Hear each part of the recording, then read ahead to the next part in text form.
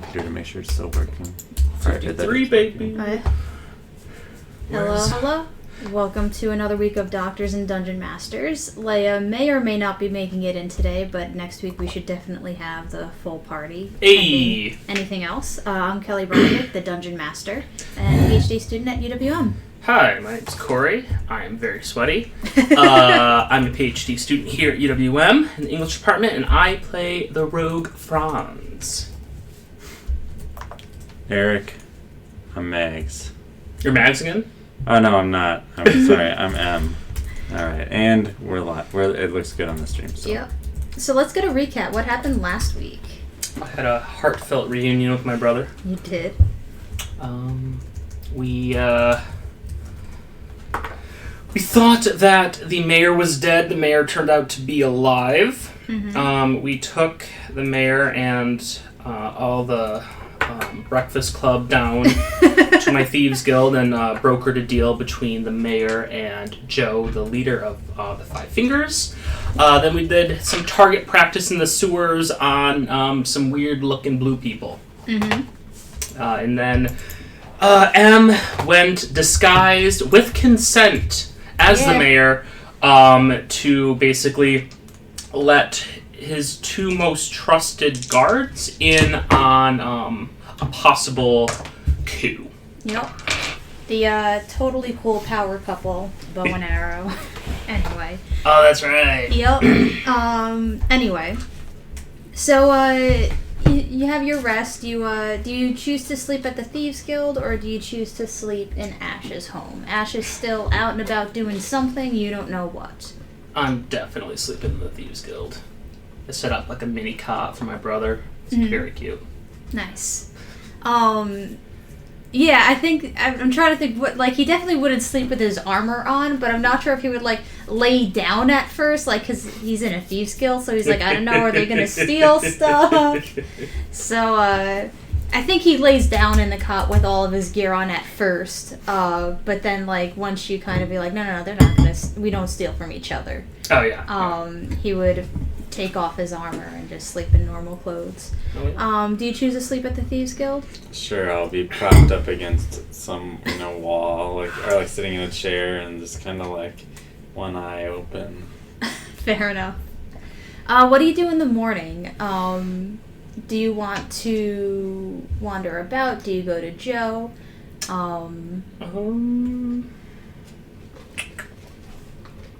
Anything you want to do? No, not right now. I'm ready to get this show on the road. Get the man out of here. Mm-hmm. Okay. Let's do it. Okay. So when you get to Joe's quarters, and you're Franz, you used to just knock, who's there? Me, let me in. Okay, Hi, what's up? But this time there's, who's gonna be there? God, I should have looked at the names that you sent me. Who would be, out of the names that you sent me, who would be most likely to watch out when Joe doesn't want to be bothered? Would it be a grunt, or would it be... It'd probably be... Are you think... It might be, Marianne and Clue, or it might be Leaf. Okay. Depends whether or not it's, someone scouting or someone, bodyguarding. Bodyguarding. Yeah, definitely, Maury and Clue. Okay.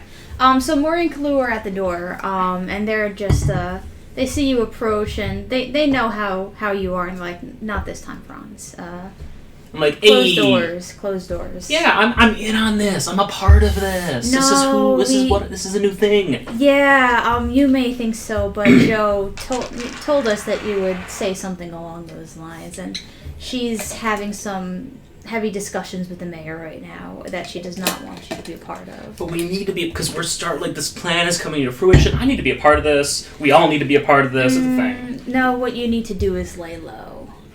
She wants you. You want to do? She wants you to do some scouting stuff. Isn't that the stuff that you wanted to do, Franz? No, it's what she wanted me to do. It's the stuff you wanted to do, Franz, because you always you love Joe.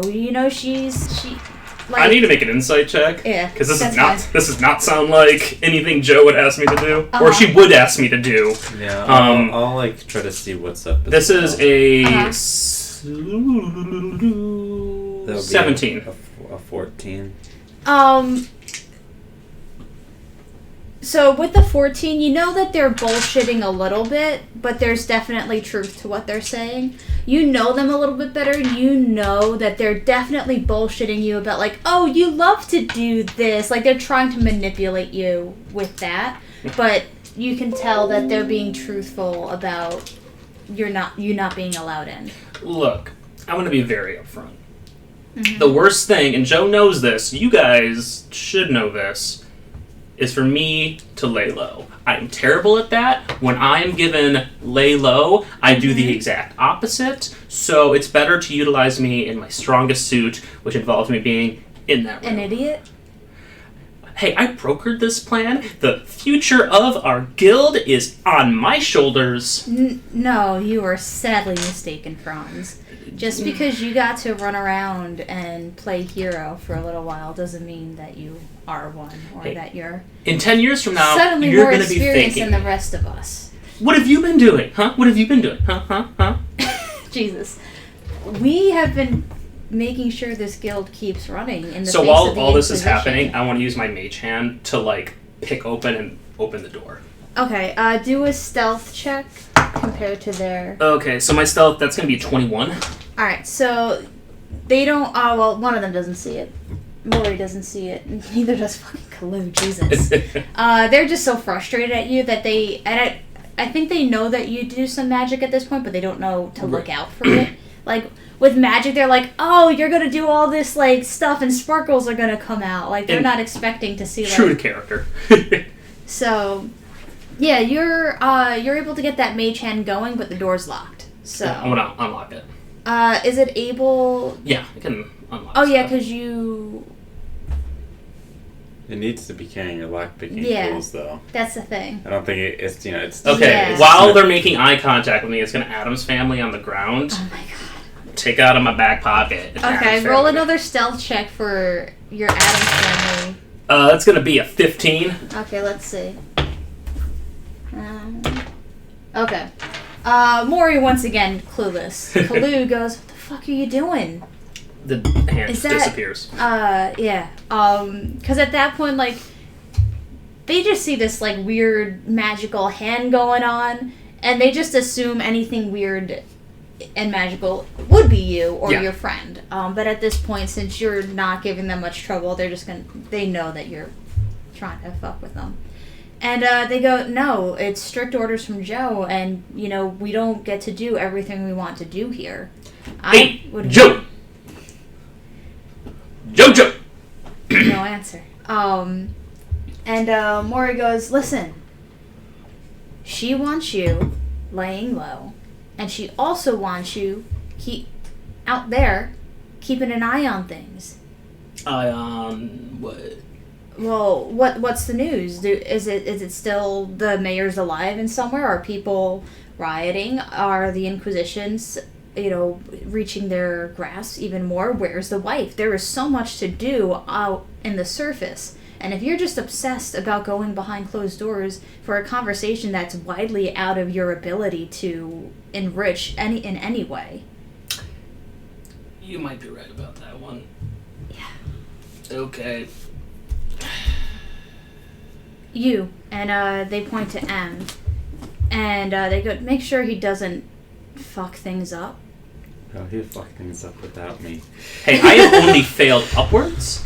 Mm-hmm. This is like freaking Hollywood here. Alright. So Joe gave no direction. She told me to lay low. Nothing. No direct... Well, she gave you a couple of things to look out for. One, what's the Inquisition doing? Two, what are the people doing? Three, what stories are they trying to peddle? Four, where's the wife? Do we know how long the negotiations are going to last? Maury goes, honestly, I don't know. Usually with stuff like this, Joe wants to hash out every minute, crucial detail, sign in blood, all that stuff. So it's probably going to be I don't know, if not one day, then a 2-day event. Alright, well, let's see what we can find out. Okay, let's go poke our heads around, I guess. Okay. Where would you go? Fuck you, Joe! No response. Where do you go? What do you want to look out for first? What the city is your oyster. Because you can't leave. You're part of a murder investigation still. Well, we have new papers. Thank God for that. Mm-hmm. Probably should get some deets on the wife. Mm-hmm. It's probably a good plan. What do you think about that, Em? Sounds good to me. Okay. Are you going back to her home? Knockety knock knock. Hi, it's me. What? Okay, so where do we know the Inquisition to be headquartered in the city? So they would be with the city guard, sharing, now probably taking over. Like, it probably was like, mostly city guard, and then they had like an office, and then they did 50-50, and now slowly they're just taking over city guard office. Right, that makes sense. I turned to the Breakfast Club. Anyone want to come with us? Tomas agrees to go. Okay. Because he wants to talk to the Inquisition still, unfortunately. Yeah. The other ones want to keep to the sewers and check what's going on there. Okay. And I'm like, Yasmin, you stay here. In the sewers. Because that fireball was fun. I mean, that's what I would do. Don't do anything I wouldn't do. It's a thin line. Yeah, very.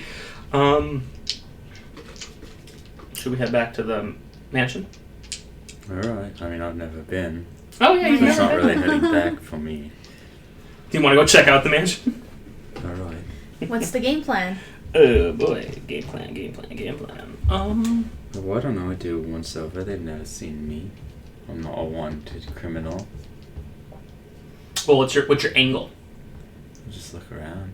Just walk by the place and then walk back to you. Maybe buy some sort of pastry on my way back. Okay. Okay, so just to describe the area to you, it's like I'm looking around for Inquisition. Mm-hmm. For in particular, I'm thinking if she would be at the mansion, there'd probably be significantly heightened security there. If she's not there, then maybe there's not much security at all. Okay. And so I'm kind of doing that, kind of like trying to find information by the lack of information. I'm not trying to see the wife, but see what the place looks like. And also bear in mind, like, this neighborhood area, just imagine, like, the fancy part of Lake Drive. Mm-hmm. So it's, like, you have to, like, be residential. It's not like, I'm looking to sell stuff. Like, no, why are you trying to sell stuff on? So just want to give you a heads up on that kind of thing. You walk to the fancy side. Are you allowing Franz to follow you, or do you have him hang back somewhere? We're going to hang out at, like, a pastry shop or something. Okay. Have coffee. Okay. Sounds good. And I'll have a pastry in my hand, and I'll be like eating it while walking. So it looks like I'm real busy. I'll have a coffee too. It looks like I'm real busy. Not really looking to. Just happen to be walking by the mayor's residence. I'm not. Okay. How are you dressed? Well, I have my cloak. I mean, if I'm just wearing my normal clothes, maybe. So I'm just wearing my normal clothes. Okay. It's just like a cloak. I have a breastplate on, but it's underneath my normal clothes, so just look like a normal folk, I guess. Okay. So you get about halfway up the block, where the mayor lives, and off in the distance, like maybe like 2 or 3 houses down, which is like a long way for these types of houses, but you could still see it. There's a couple of city guards stationed, like, at each house. And that's not normal. It's usually like, they're at the corners. Like, there's one per street, and they just patrol up and down. But there's, like, one per house. Like, 3 before, and most likely 3 after, and at the place. Stationed at the entry way to each of those homes. And as you walk past one of them, they look you over and they go, "Hey, you lost?" Oh no, I'm just walking through. Okay. Where you going? Now, I personally don't know what is in this area, but as a street urchin, I know the city like the back of my hand. Mhm. So what would be something that way that I could reasonably say that I would be going to? Probably like a park or something, but it's like a fancy person's park, and like it is public, but like usually. Alright, I'll say I'm going to the park. Okay. Good day. You too. And okay, that happens. You keep going, and same thing. Like the next guard over who saw you talking with the other one, they go, where are you going? To the park. Okay. Where are you from? Where am I from? What's the neighborhood that Ash is from? Just the name of the neighborhood. DS Bluff. DS Bluff? Yep.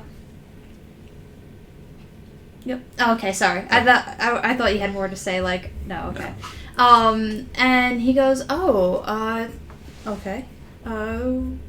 What's your name? My name Mhm. is M. Family name? Family name is... And can I do a check or just remember a fancy family name off the top of my head? You could, if you could do Ash's family name. Oh, you didn't learn Ash's family name. No, that's okay. So you could do a history check for a family. Yep, I meant to roll in here, but I'll take, I guess, this roll because it's terrible. There's a 4. Okay. And he goes, listen, the guy over there that you were talking to, I don't know if you told him that you were going to the park, but he's not the brightest bulb out there, or the brightest candle in the candle holder, and the park's not open to the public today. Oh, I like to see the animals there. Yeah, but I that's know. alright. Is there a particular reason, or? They're doing renovations. They're making sure that all the mosquitoes are taken out and bees' nests eradicated. You don't want to take out all the bees' nests, as they help pollinate the flowers and make the place pretty. But the mosquitoes, now they're good to get rid of. Oh well. Oh yes, I'll come back. When should I expect the fumigation to be done? Tomorrow. All right, then perhaps I will return tomorrow. Good day, sir. And I'll turn around and start walking back. And can I just kind of look around quick at my last moment of being yeah, kind of trying to figure out what I came here to do in the first place, or did I not get a good look at? Do a investigation, or no, perception first, because you could definitely get a good look. Perception is a 16. Okay. So with that perception check, you see there's, instead of just one guard, there's 2 guards, and then you also see guards at the door. You're able to look in the windows, and you see a lot of activity going on. In the mansion. In the mansion. Okay. You see a lot of activity. You don't really see people's faces. You just see that there's a lot of activity. Alright. If you wanted to investigate something specific, you can definitely do that with that investigation check. So if you wanted to, get a bigger beat on the kind of people that are in there, just a head count of the security. Mm-hmm. Yep, nat 1. Oh, there's a lot of people in there, and a lot of people looking out. So, yeah. So I walk away. I walk back to the pastry shop. First thing I do is I say, "Well, it looks like the park's closed, old chap." That sucks. You have to try this almond croissant, though. It is out of this world. I hold up. I'm eating an almond croissant. This is truly delightful. I don't know when they got on their pastry game in Taizhou, but oh my god. So I think we can be pretty safe to assume that at the mayor's house, the mayor's wife is currently residing. There's a lot of people there and activity, more than you'd expect if she was laying low at some other location. Well, she has no reason to lay low. Well, yeah, but unless she feels like, right, that means we also know what she thinks happened and what she thinks of the current threats to her. What? Tell me more about the pastry shop. Like, what kind of area would it be in? I imagine it's like... Or is it like a cart or like a proper shop? It's a proper shop. It's very French. Uh-huh. Drinking a little espresso right now. Macchiato. Uh-huh. Is there like any newspaper laying around that I can like glean at, see what the news of the day is? Yeah. You could pull one up, but the shopkeeper goes, that'll be a copper piece for you. Copper. Let's look at it. Okay, nice. So 1 second. So what are you looking for in that newspaper? Obviously, big headline. Yeah. I imagine that, I would want to know, just kind of like know like what the headlines are. But also I'd want to go to like the section that kind of is detailing with like any like maintenance, like road closures, sectioned off parts of town, probably veiled language. Just like, oh, this is down for maintenance this week. A water vein burst or something that we could, with given what we know about the situation, could glean more information out of. Do an investigation check. Can do. That's going to be 16.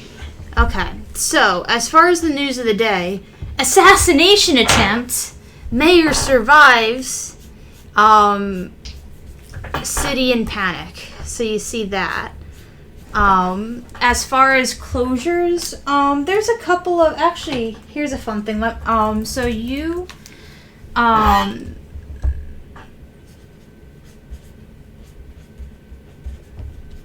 second, sorry.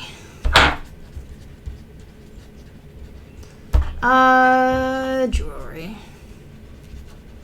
Okay. There's a couple of road closures, because leading it, and, like the fairgrounds are being used for a traveling circus. Okay. And the closures are to accommodate the massive amount of just things that are being brought in for the circus. You notice that there's no mention of a closure of the park. The park, okay. Knowing what I know about my life in the capital, is this like a yearly circus? Is this something that I know is like... It is brand new. It is brand new. And there is a, like, huge one-page thing talking about this, like, awesome thing and how, and, like, there's one page talking about how, like, awesome it is and all these cool exotic beasts and creatures and fantastic things. But then there's a couple in like the opinion section. There's people, we don't need this riffraff, in our city. Tigers and these strange large beasts. That sounds dangerous. And with the opinion section, are they like actually listed people's names? Yeah, but it's like Marge, age 20. Okay. With something as big as this, would I have heard about it prior to me leaving? This sounds like a huge thing. It's something that would have been planned for a lengthy period of time. Was this something I heard about beforehand, or is this literally like the first mention that my character would hear about this? I mean, I think that you would have... I don't know. I don't think you would have heard of this, but that doesn't mean it wasn't planned. Okay. Because before this, it would have just been... the bureaucratic, do I have this permit? Do you have the money for this permit? Okay. Not so much a public knowledge thing. Would my knowledge of, like, with the guild, would they know or try to exploit anything regarding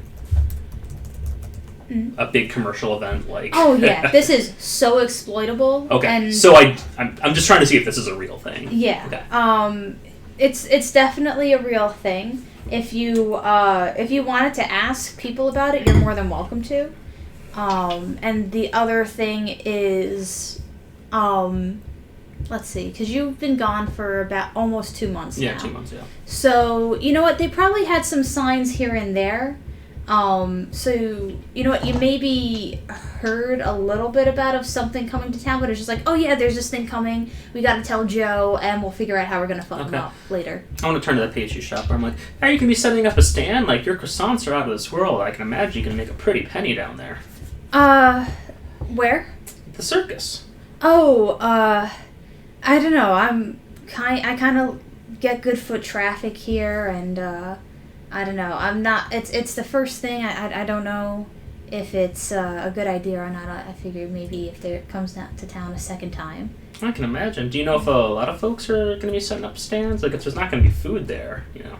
Oh yes, there's plenty of people, but it's mostly the up and coming, not the people with established businesses. Gotcha. And yeah, I'll let them take the risk. Okay. Make it. Or 1 second, because Tomas is with you. Tomas actually, he turns his head, and he squints and stares out the window, and he goes, "Did you guys hear that?"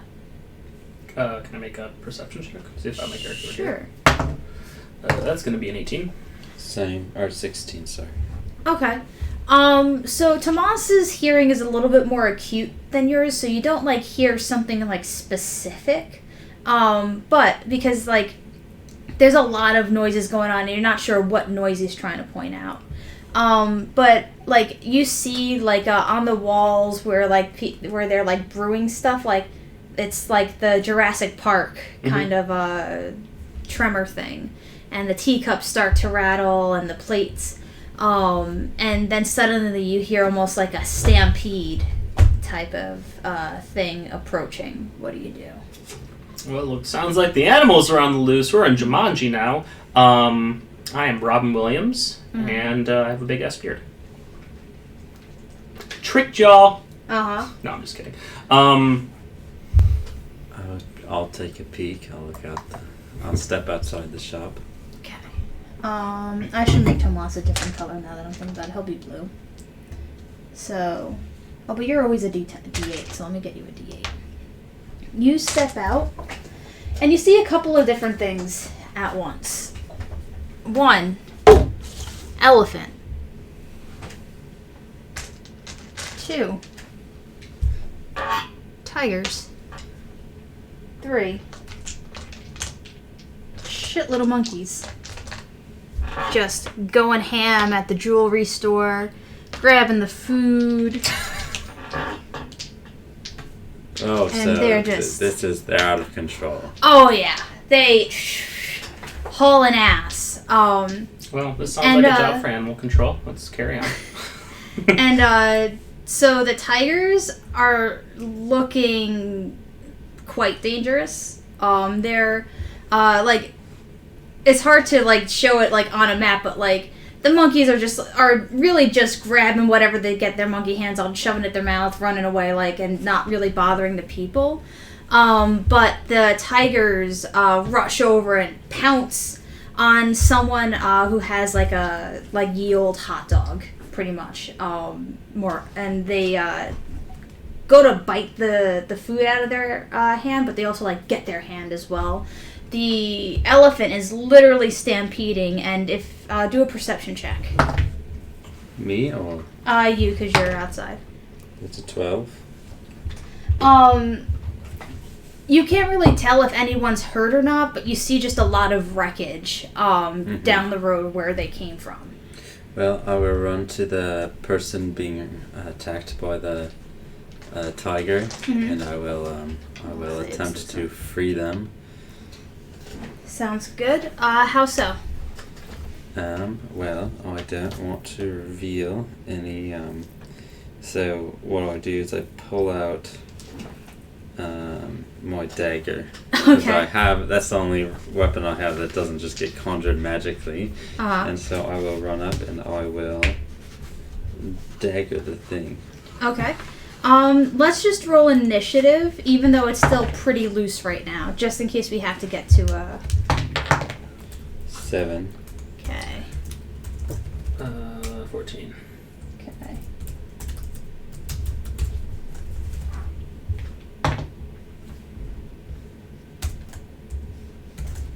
Okay, roll to hit. Alright. Do I do 2 attacks? Because I have 2 attacks a turn? Or... Yep. So the first one is above a 20. It's like a 23. I don't actually have it up here. I have +9 to hit normally. Yeah, but that's because it adds my charisma. But with just a dagger, it's not my pack weapon. So it would be +2 for my dexterity and then +3 for my proficiency. Mm-hmm. So it's +5, and then it does 1d4, and it does +2 damage. So not very much. But the first one's above a 20, 25. The second one is an 11. Is that with mods? Yeah. Okay. First one hits, second one doesn't. That'll be 3 damage. Okay. As I kind of just bumblingly go stab the thing and say, hey, get off of that guy, shoo you crazy cat. Franz, what are you doing? Probably finishing up my pastry. Sure. Tomas sees you going after that tiger. And he sees someone over here, and he chooses to help this person because he kind of trusts at this point that you are able to help that person officially. Wow. I don't think he's ever seen a tiger before because he's just like, and he does not do a great job on his rolls. The tiger that you stabbed did not like that, and it makes a swipe at you with its claw. But you're able to just like dodge right out. But it looks like it's ready to pounce now that like it hasn't like gotten you and you just heard it. What are you planning on doing? Hey, you run! I guess I'd point to that person. And I'm going to. Well, the tiger's like still on top of him right now, but he looks ready to bolt the second the tiger. Can I just take a peek and see if there's how many people are watching what I'm doing right now? Do a perception check. That'd be an 8. You can't tell for sure whether or not people are looking at you specifically. There's a lot of people here, but there's also a lot of havoc. Alright. So, like, imagine each one of those monkeys is like 5 monkeys. So there's like 20 monkeys just running around, grabbing whatever. So this is just more of a technical question, but can I throw a minor illusion? What do you mean? If I were to conjure a hot dog and throw it, I would say you can. Yeah, you definitely can. Alright, so what I will do is I will do a performance check because like you're going to have to like it smells, so it doesn't have a scent. So let's see how convincing this hot dog is. 1. Oh. So. Well, let's just see if it crit fails. No, that's a 19. So like, when you like fake throw a ball for your dog, it's like that, but like it sees you do that. So it does that, and still it just gives a roar right in your face. All right, then what I'm going to do is I'm just going to use my movement to try to like grab. Can I grab the guy and like try to pull on him or get him out or anything? You'll have to strength check it. Okay. Well, I'm not too strong, but even. You know what? Bye-bye, dice. That's a 6. Well, hold on 1 second. That actually beats the tiger bearing down. Yeah, right. So that's good. You're able to get the guy out from underneath, and he books it. So they are no longer a part of this equation right now. Alright, so my primary concern is just... He starts going this way, but then realizes there's a fucking elephant. And he starts going this way, and the elephant begins and just boom, like just throws its trunk, and that newsstand is no more. And he's walking this way. By this point, Franz, you would see the elephant through the window. Like, oh, guess the circus came early. Mm-hmm. Well, looks like you don't need to set up stand. Ready in front of center stage here, lady. The shopkeeper's like, oh my god. And just gets to the opposite side of the window. What do you do? Should probably go outside. I'm gonna step outside and be like, what's all the hubbub? You see, as that happens, Tomas takes 2 huge swipes. 3, 6. And with his big ass sword, he just first you didn't see him whip it the first time, but this time he looked really fucking cool, just going boom, and then his standard like cut and then into the middle, and then like he looks around real quick to make sure no one's watching, and then does another little burst of light for extra damage. Once he's certain that like only you can see him, or that he thinks only you can see him. Mm-hmm. And at this point, like, it's daylight, so like he could probably convince someone like, no, my sword didn't light up. It was just the glare of the sun. Is there or something anyone like that. on the elephant or anything? It has like a saddle as if it's meant to be ridden, but there's no one on it. Yeah. I'd like to try to climb onto it and then cast hypnotic pattern from above it. Okay, sure. The tiger is going to try and pounce at you first. Okay. So Good luck there, little guy. Oh, it nat 20s. That's alright. I'll so take the it damage. does pounce on you. Oh, wait, am I restrained? Tiger's at least 20 feet. Well, here's the thing. You have to make a DC 13 strength saving throw or be knocked prone. If the target's prone, the tiger can make one bite attack against it as a bonus action. 18. Okay. So you're able to get that and stand up, but then once he realizes that, like, you're strong, he's going to make a swipe. Like, so you can move, but you're probably going to take damage this time. Alright.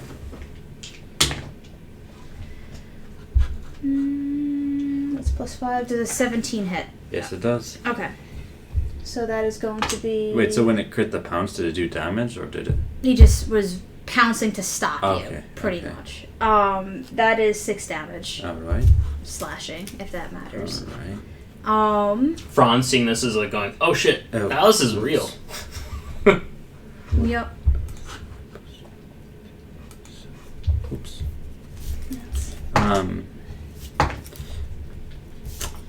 So what I want to do is I want to run and jump on, or like kind of try. What I want to do is I want to kind of be a little bit out of sight because I'll be like on the elephant, and then I want to cast hypnotic pattern on like this area. Okay. And just kind of be like, maybe it's just like, look at this person, they're so good with animals. Nice. Make an athletics or acrobatics. So decide whether or not you want to like Aragorn or Legolas up the way. Acrobatics, I've Yeah. got +2 to that. Okay. 4. Oh boy. You're not able to climb up the elephant. You like grab like its reins and you try and like grab onto a tusk to help like get yourself up, but it just shirks you off. So what do you do? Can I grab the tusk while it's shirking Yeah, me? do a saving throw. Which kind? Strength. To hold on. Nat 1. Oh my god. I've rolled 3 nat 1s today. That's incredible. So, Oh boy. all these dice, goodbye. Would you like to borrow some better dice? No, This all, one's got all 3 of the dice have rolled a nat 1, so... Okay, because say this one rolled 18, 19, and I just 20 triple so far. rolled all under 7, so that's good. Heat check's going well. Jesus. So, the saving throw, I net 1, which I get +0, so just a 1. Oh my god. Yeah, I think at that point you're going to fall and take just 1d4 Do you want falling me to roll that, damage. or you roll that? You roll that. 2 damage. Franz, you see M attempt to climb up there, but just gets murked by the elephant. Okay, I'm gonna. So that tiger is still alive that they were fighting? That Tomas is fighting, I imagine? Yeah. Cool, I'm going to Let's shoot see over here. at the one that Tomas is fighting. Okay. With what? My hand crossbow. Okay. Roll to hit. That is a nice 22. That's gonna hit him. And I get sneak attack, he's in front of him. Is terrible, but that's fine. That's 10, 13 damage. That actually kills him. Dope. So Tomas, he actually took quite a bit of damage from that one because Okay. it has these big ass paws and even sharper claws, and he just rips off like he's able to like clip a claw under the armor and just rip the plate off, and then takes a big bite at his chest, and that hurt Tomas. Oh shit. I mean he's okay, but he's not looking the best right now. And before he's able to push the tiger off of him, you go whoosh, whoosh, like right in the head to the tiger, and he spins around and he's like, oh, Brother, you need to touch yourself. no. And back to you. And I'm just like, all right, you big boy, it's time to calm down. And I'm gonna try to climb on them again. Okay. So what? I guess do I roll? Acrobatics again, or All whatever right. one's better for you. That'd be a 9. Oh my god. You're able to hold on, but you're like swinging on the side of this thing. All right. So, make a perception check. All right. That's another 10.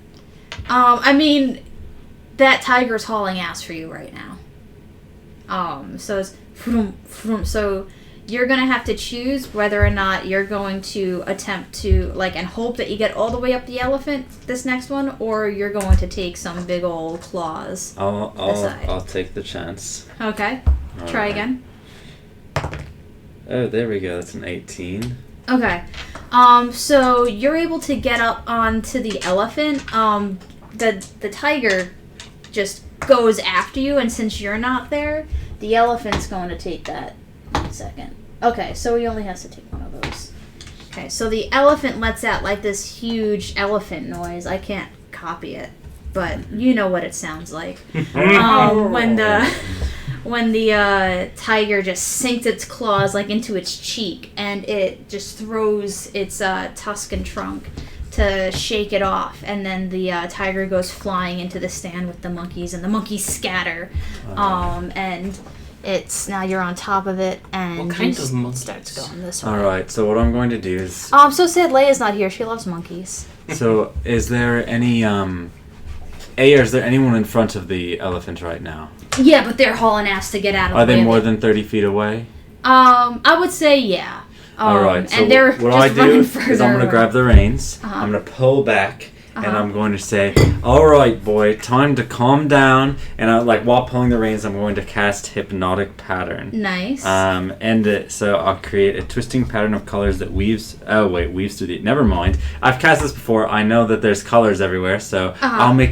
I'll just try to Animal pull the handle? reins. Yeah, I'm going to try to animal handle. Well, I'm not going to cast glowing colors all over the place. Yeah. I thought that it would be a little more sneaky than that.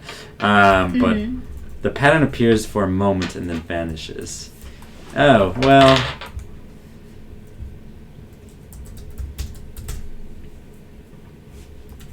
How big? Through the air inside a 30-foot cube. So a whole 30-foot cube would be filled with colors for a moment and then it vanishes.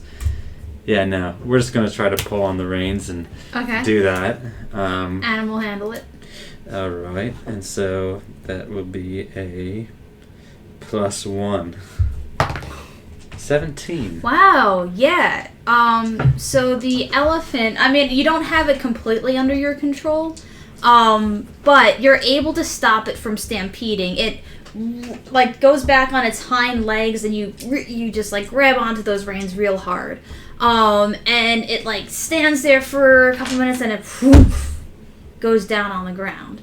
All fours. And it's tense. It doesn't know what it wants to do. Mm-hmm. What do you do? Franz, give him some bagels. Will do. Is it my turn? Yeah, it's a unofficial order. It's just if you got into real combat. I thought we were in real combat. Okay, I'm gonna cast Sleep on the elephant. What? Jesus You fucking Christ. Describe what sleep looks like. It doesn't look like anything. It just says spell sends this creature into a slumber. Roll 5d8, total how many hit points of that creature the spell can affect. Mm-hmm. Oh, good luck with that. It's Yeah. probably got a lot more than 5d8 health. Yep. You can try. Because we're not, it's supposed to be you injure it, right? And then you can put something to sleep, but this isn't, it takes 5 damage. So you have to roll 5 less than you would have. 5d8, let's do it. That's 8, that's 15. That's gonna be 23. Okay, it does not go to sleep. Okay, well, that didn't work. What do you try? You see that doesn't... I'm gonna use a bonus action to go hide. I'm just gonna keep, petting it Yeah. and soothing the beast and saying it's alright, big guy. And I kind of I side mouth to Franz tiger, get the other tiger. Like, Okay, I'm gonna hide, Let's see. like Yeah. like an alley or something. It's an 11. Which alley? You got this one. You got those. You got this. I'm gonna go in the alley to the right of the other one, where the things are not. Okay. Yeah. So you're over there. Tomas tries to like animal handle the other tiger. It's not having it.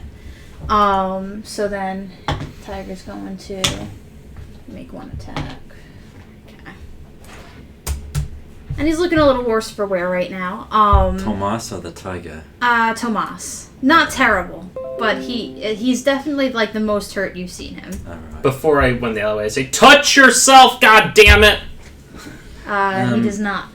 So, I just need to look. Healing light. You pull as a bonus action. You heal one creature you can see within 60 feet. Spending dice from the pool. It just says as a bonus action you heal. So I don't think there's a visual component to it. Yeah, but he. No, my healing. Oh, light, yeah, not sorry. his. Oh, I misread sleep. What? It's a sphere of 20 feet. Is the tiger within 20 feet of... No. Okay. Would I be put to sleep? If you have 23 health or less. No, No. I have 37, so Yeah. we're good. All right, can I just? So you said There's a it's, few snoozing monkeys. We'll You say. said that you said that the elephant is tense, right? Yeah. So I'm just gonna kind of pet it. I'm just like, it's all right, big guy. Mhm. I don't know what your name is, which is too bad. But it's all gonna be all right. I'm just gonna keep trying to keep him calm, and I'm gonna look around and see is there like anyone coming for this elephant? So first do an animal handling check to see how extra calm you make this elephant. Ooh, that's pretty good. 18. Okay. It actually it seems happy somehow. And it reaches its trunk up like past its head, and it just like pats the top of your head, like trying to like figure out. It's like kind of weird. That's it gets a little super bit cute. of I don't think it's like snot. It's like a wet dog nose almost, like just smearing across your face. And it just like you have it under control. Do a perception check. 11. Okay. You don't see. Actually, you know what? You see another like tiger approaching, but it's like walking on two legs and it's dressed weird. Is it Tabaxi? Is it like one of the cat people that we saw in our like dream? You did not see something like that in your dream. It literally looks like a walking clothed tiger. Interesting. Okay. So we'll pause that. Franz, what do you do? I'm gonna shoot the other tiger. Okay. Make your... And I'm doing out of hiding. Which one is it? Yeah, I could say if you move over It's here... this one there.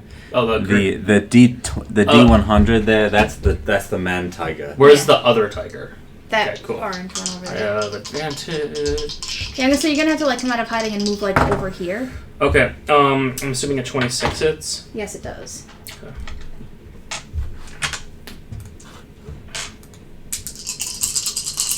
Sneak attack might as well be magic. Let's be honest. Yeah. Right. 10, 16. Oh, wait, sorry, 21. Yeah. Oh, damage? Jesus. Mhm. Okay. I'm powerful. You knock it prone. But before, like, as the arrows go flying, it makes another claw and bite at Tomas, and it does hit him once. And he takes more damage. 1 second. Touch yourself, goddammit! And while the thing is prone, he gets to make 2 attacks with advantage. Oh, he fucking crits on him. Tiger's done. Tiger is done. Yeah. Been mucked. Yep. Like he just Alright. right into the skull, doesn't even do his like 1-2 boom. It's just straight up. And I go, brother, that's still only 1 for you. I got 2. From the sewers. Oh yeah. And he goes, I got both of these tigers. I got the first one! I got both of the tigers. Bullshit! And at this point, this tiger walks up to you. I would say he sees he's actually, you know what, make an insight check. Both of us or just him? You both. 11. 21. Yeah. It's one Okay, plus he is beelining it at you with purpose. Okay. But he does not have, like, any weapons drawn. He doesn't have his, like, claws out. He is just looking pissed and heading over to you. Okay. Heidi ho and well met. I'm going to say to the elephant, you know this guy, and I'm going to try to have the elephant kind of get in the way, maybe pick him up or give him a hug, or just try to like move the elephant over. I want this guy's attention because he seems to know what's going on. Okay. So the elephant starts to move, But like it's a to little agree slow. with you. Yeah. No, but it does. But as soon as it sees him, he's like, "Whoa, nope!" Like it's almost like you have your hand in the cookie jar and mom comes home. You're like, "Nope." All right. That sort of thing. So I'm making like a cool pose, like at the hand crossbow like this, and I'm like, I'm on safari. I'm gonna show you what he looks like. Okay. Love these guys. Is this being sent to Stream City or? No, I'm just gonna pull it up on my computer and turn it towards you. All right. So he looks like that. So he's dressed in fancy pants clothes gotcha. with a and he does have a pipe coming out of his mouth. Oh. Well, I have coin if you have wares. And he pops the pipe out and he goes, "What'd you say?" I'm like, I'm on safari. You just killed my goods. Yep, I just sure did. Do I is that- see the fellow who was eating the hot dog? Did he lose his hand, or did he lose his hand, or was it when you described it biting his hand was it more like bite his hand and pulled the hot dog out? Bite his hand, pulled the hot dog out, but the hand is fucked up. But he bolted. He's no Okay. longer around. Okay. Go to Zeno's. So he Pediatricians. and he pops the pipe out and he goes, "So you're admitting it?" Yes. Yes, I am. Sir, are these your animals, or are you madam? I don't know. Oh yeah, he actually that was the first time he's asked that question. And he goes, "Sir, All right, sir, these your animals, these are property of the circus." Yeah, and they've been and kind of messing up everyone's day. the tigers, unfortunately, were attacking citizens. I saw a man get his hand bitten almost completely off. Look at my brother. It's fucked up. Tomas at that point he's walking over to you because like he sees this guy and he's fight's over. Monkeys are still everywhere. And you said who said what? I'm sorry, I forgot. I said my brother's fucked Oh, up. you saw someone get their hand bit off, and he goes, "I saw no such thing. I saw our merchandise murdered. Yep. And they are 2,000 gold pieces. What about their merchandise? And I point to the broken jeweler's shopkeeps and the jewelry spilled all over the place. Less than 4,000 gold pieces. Well, for one, I didn't kill any tigers. I just calmed down this elephant, which is probably worth a lot more Yes, than so those thank tigers. you for that. I will reward you. You two, however, Yep. we are going to have some words down at Town Hall. No, I'm good. Yes, we are. You've already. I'm just gonna turn and walk away. Pause for a second. I have to see. Make a. What's this? I think it's a wisdom saving throw. Okay. I should have these spells. Yeah, wisdom saving throw. That was a 9. Okay. You turn around. Am I watching this happen? Just to Yeah, be you see clear? Franz walk that way, and then suddenly Franz turns around, walks back. Did I see Mr. Cat cast a spell? You did not. You see his eyes narrow, but like you don't see a spell cast in any way you have seen spells be cast before. You could do an Arcana check on Sure. Franz. I mean, I consider this as kind of weird, whatever's happening. Is it suggestion? Arcana check Oh, he has to. would be... He has to verbalize a command. It's a 17. He doesn't. No. A What? 17. Okay, you could tell that it's a racial thing, not a. Oh, okay. So you What was I gonna say? You know that Franz is charmed, because Franz just turns right back around and he goes, "Okay, let's go to town hall." Yeah, let's go. I'm so psyched to go to town hall. And so counterspell probably would not work here because the spell's already been cast. Let me check. I love these guys so much. Sorry about this. Everyone sitting at home wondering. Of course, counterspell can't work yet. You interrupt a creature you can see casting a spell. So if he's already cast it, Dispel Magic would be the spell that I would need right now. Yes. And I do not have that spell. How long does it last? I think 8 hours or until 8 hours or until you complete. Tomas, Do I know what what was the task? Go to town hall with him. Go to town hall. Cool, I can do that. Tomas, why don't you take your brother and head to the infirmary and maybe Nope, get going him to town checked hall. out. Going to town hall. I mean, I'm sure they're... he's stuck because he knows something's up with his brother, but also like he trusts the law, and he feels like, oh, town hall would be great to go because this guy clearly messed everything up. So that's what he's like. No, I think that. What languages does Franz know? I know Common, Elvish, and Thieves' Cant. So I would know that he knows Elvish, and I'm just going to assume that his brother knows Elvish, because I know Elvish, and I'm going to speak in Elvish to Thomas, and I'm going to say, basically, better safe than sorry, first of all, and 2, Franz is not exactly the apple in the eye of the law right now.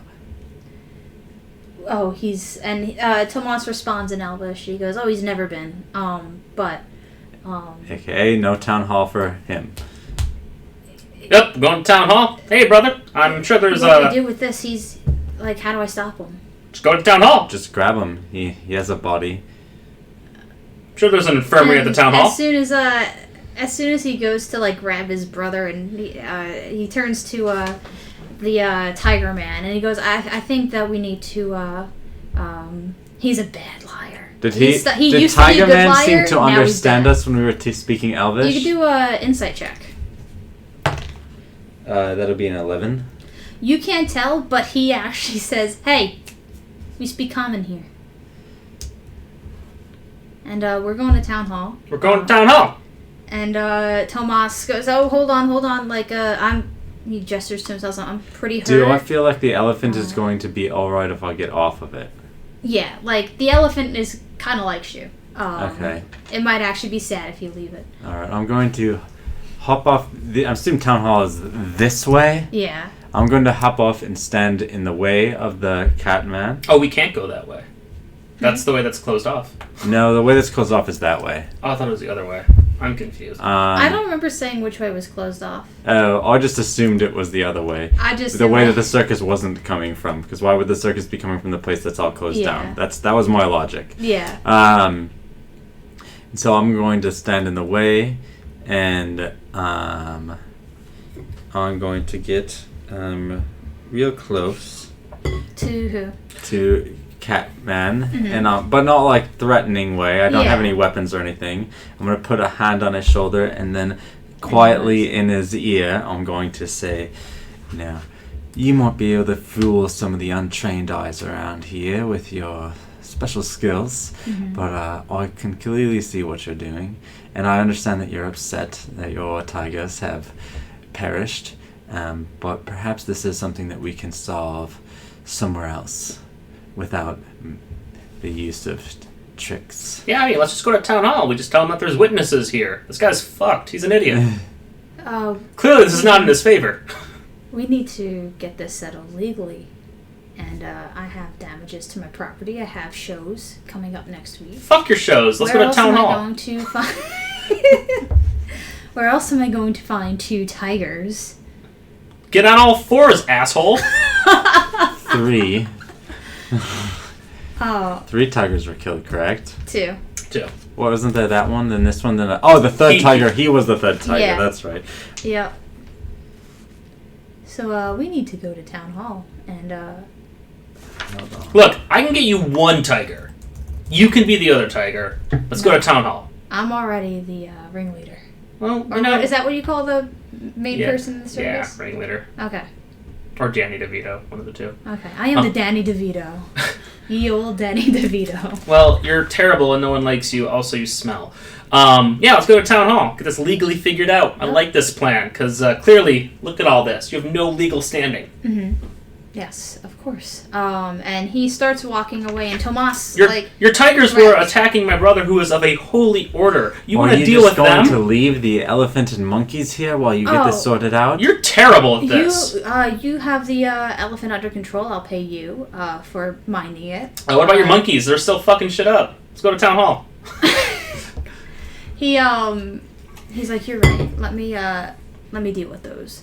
And he whistles, and do an insight check as he whistles. It was A 12. That's a 9. Okay, you can tell that you can't tell like how he does it, but the monkeys are definitely under magical control. Panpipes, baby. Or something like that. And they fall in line with him. That goes from absolute chaos to fall in line with him. But the elephant is not like charmed. So he goes, if you mind my elephant, I'll pay you handsomely. Man, I'm so excited to tell the Inquisition about this. What does handsomely mean? I mean, not nearly enough to cover the cost that this guy. Yes, but I'm just, what do I know? I don't. I just sit here with an elephant all day. I've got things to do. Okay, would 50 GP for 2 hours or 3 hours at most sound fair to you? You just bring him back to the. Just walk him back to the circus? Yeah, and just then I'll meet you at town hall? Yeah. How far away is the circus? It's probably like a half-hour elephant ride. How far away is the town hall? Is it like in the opposite direction? No, I'm gonna say it's all in. We're just gonna say it's all that direction. And all right, pay me when I get to town hall, mm-hmm. and I'll take your elephant where it needs to go. Mm-hmm. All right, come on, big guy, and I'll give him like a pet, and then I'll and I have 2 pan flutes. So I'm going to pull out one of my pan flutes and say, I hope you like music, big guy. And while I'm walking, I'm going to try to get the monkeys to follow while playing the pan pipes. Okay. Are you attuned to it? Like, is that one of the things that... Like, my question is, have you maxed out your attunement items? I'm not attuned to anything. Okay, so we'll say you're attuned to those in the time that you've had. Does my breastplate of protection from good and evil, is that an attunement item? No, actually. Is my ring of X-ray vision an attunement item? I didn't consider those, so this is the only one that I considered an attunement. So no, I'm definitely not maxed out then. Yeah. So we'll say that I'm attuned to it, I Strictly guess. because you're attuned to an instrument anyway. Yes, of course. So you're attuned to your lute, but anyway. Yeah. So yes. Here's the thing. Does it feel super magical when I use it? Like, or is it just like I'm playing the panpipes? Because I'm really just trying to play the panpipes. And like, I don't actually know how this thing works. I've never used it. I'm just trying to play the panpipes and try to get the monkeys to follow me. But I've seen them in action before. Are they like a really obviously magical thing? So let me try and just explain what he did first before you say what you did. He got the monkeys to listen to him, and then have them follow the elephant already.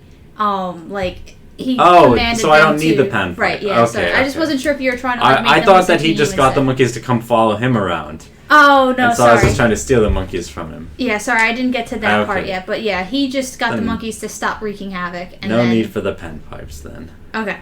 So yeah, they're following you and the elephant as you go to the circus. Mm-hmm. And for a while, like, you guys are walking side by side, so did you want to talk to him before you parted ways briefly?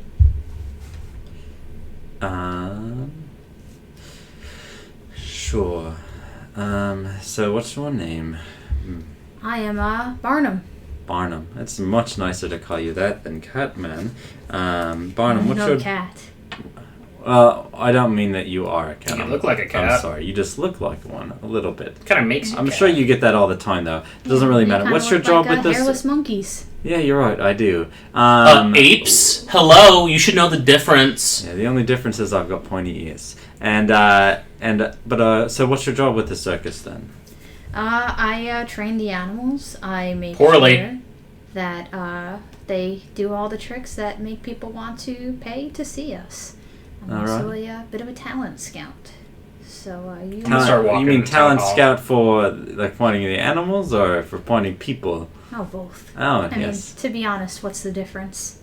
And he lets out a big old laugh. That's kind of like it's like a creepy, like, not like evil cackle, but like it's just like, oh, you're just kind of a slimy person type of laugh. I'm dashing to the town hall Oh right now. yes. I've met lots of nice people. Some of them are reptiles. Let me know Some when of I them are get there. furry. Some of them have no fur. It's all right. Good people come in all shapes and sizes. Are you a good person? What do you define as good? Well, good. You generally, to me at least, means kind of looking out for the interests of most or all more than the interests of the individual. Well, I would consider myself a fantastic person then. All right. Well, then maybe we'll get along just peachy.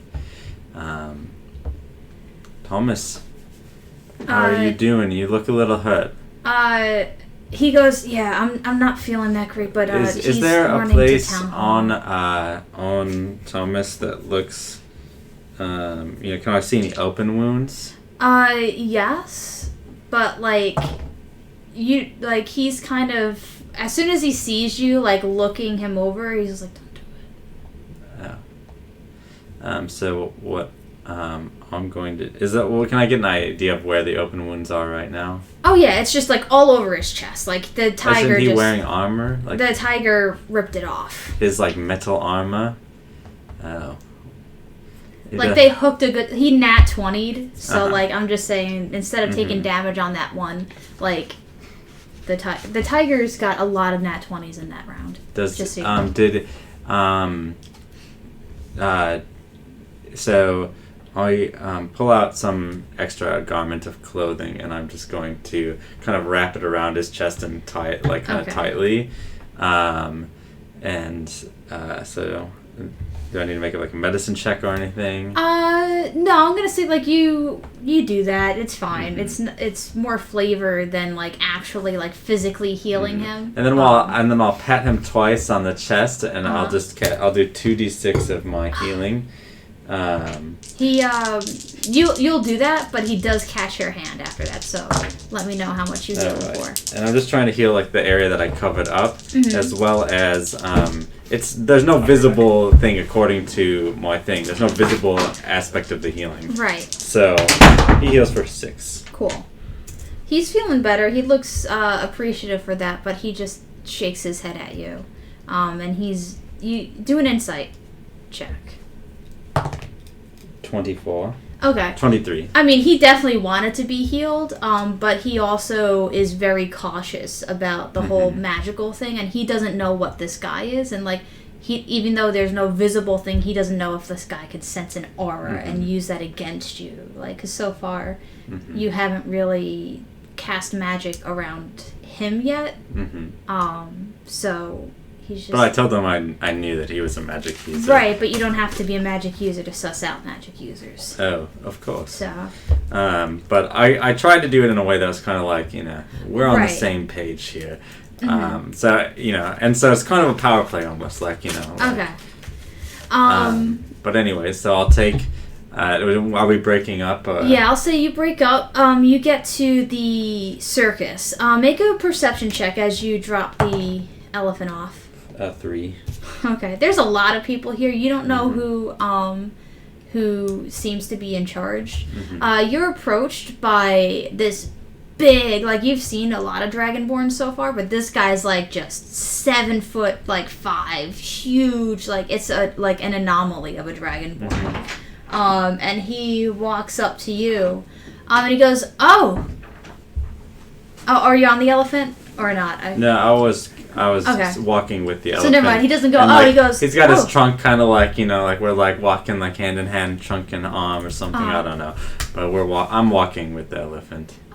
He looks to you and then he goes, so you found yourself a girlfriend. You sticking around? No, I'm just here to drop this. What's the name of the guy again? Barnum. Barnum just instructed me to drop this off. But I've got to run and catch a friend. So, but I brought you your monkeys and elephant. Barnum said he'll take care of my compensation. No big deal. Can I leave these with you? Yeah. I love Old Gray, and he pats the. I'll give the elephant kind of a hug, and I'll say like, "Hey, it's good to meet you. Stay out of trouble now," and then I'll head out. Fair enough. So we'll say you're about like 15 minutes behind. So you get to town hall. Street urchin, Okay. 7 minutes behind. What? Yes. Did I get there first? What? Did I get there first? Oh yeah, absolutely. Okay, cool. Am I broken out of the spell? I mean, it says we have to go to town hall and talk. Cool. I'm gonna go hide. No. The spell is we have to go down to town hall and talk. Oh, I thought it was just we have to go to town hall. No. Okay. So. She'll tell you when the spell's over. You don't really get to decide. I'm asking. It was clever, but not clever enough. So you get to town hall, and you're looking around and you're waiting, and you're greeted by the receptionist, and they go, "Oh, are you okay? Are you lost, young man?" I'm fine. Okay. Are you waiting for someone? Yeah, someone cast a magical spell on me, so I kind of have to wait here until it expires. You should go get the Inquisition. You would not know with suggestion that you had a spell cast on you. I was told to meet here, so I have to wait here till they're here. Oh, okay. Do you have an appointment? Nope. Wait, Barnum's not there with him? He bolted. Like he ran to town hall. Oh, okay. Didn't say go together. Yeah. And Tomas arrives second. And Hey, brother. hello. And the receptionist goes, "Oh, is this who you were meeting?" And Tomas shakes his head and he goes, "There's a third one. There was an incident at the market today, and this man tigers attacked a lot of people. Some are hurt. If you Made could a whole ruckus of make sure beautiful. the city guard go and make sure everyone's okay." Someone almost lost a hand. And the receptionist is like, You see my brother's chest? and Tomas, like, he sighs and he shows his slightly healed chest, and pops the cloth back down. And the receptionist, like, immediately, like, presses, like, a little, like, buzzer thing that, goes somewhere you don't know where, to call someone down, to get, guards dispatched in that area. And at that point, Barnum walks in all, like, chest puffed out, looking fancy. And he goes up to the receptionist, and he goes, "I need to file a report for damages." And I turn to him and say, "Hi." Yes. He has admitted to murdering my tigers. I have a strong urge to talk to you right now. Yes. Tell me, did you kill my tigers? I killed one of them. And who killed the other? Hey. And Tomas raises his hand, and he goes, "There's your proof." And the secretary's like, and then now the spell is dispelled. So I know that. Do I know that a spell was cast on me now? I don't think so. Yeah, you do. Okay, it's only if it fails you don't know that it was whatever. I'll double check though. Yeah, if you wouldn't mind, because I know that on a failed save. I fail save. I do. No, on a failed save you don't. For charm person you do. I was pretty sure. But anyway, you could be the determining factor. All right. No, it doesn't. It doesn't. Fuck. What? Oh, I wish I...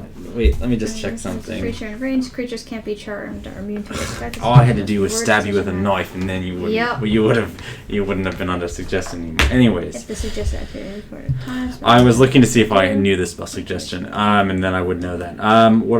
It doesn't say anything about him knowing it. Usually, a charmed person, it specifically states in charmed person, you know that you were charmed Yeah. after charmed person ends. On suggestion, it does not say that. So I would say that it's up to DM's discretion if you know that you were under the effect of a spell. Though, I don't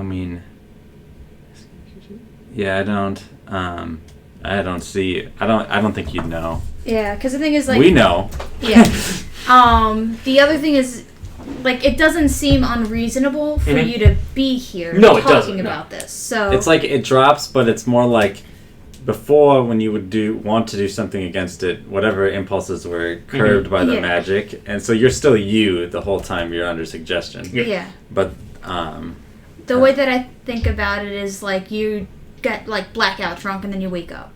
But I remember everything that happened. You remember everything that happened, so you remember you walked away, and then suddenly you turned around and said, you know what, let's go to town hall. And you don't remember why. Okay. But you remember you had a change of heart. Okay. But I no longer have that change of heart. I mean, it's up to you. You're at town hall. Okay. And you heard him say, I want to file for damages because they... You would have heard me and Elvin speaking about how you were under a spell.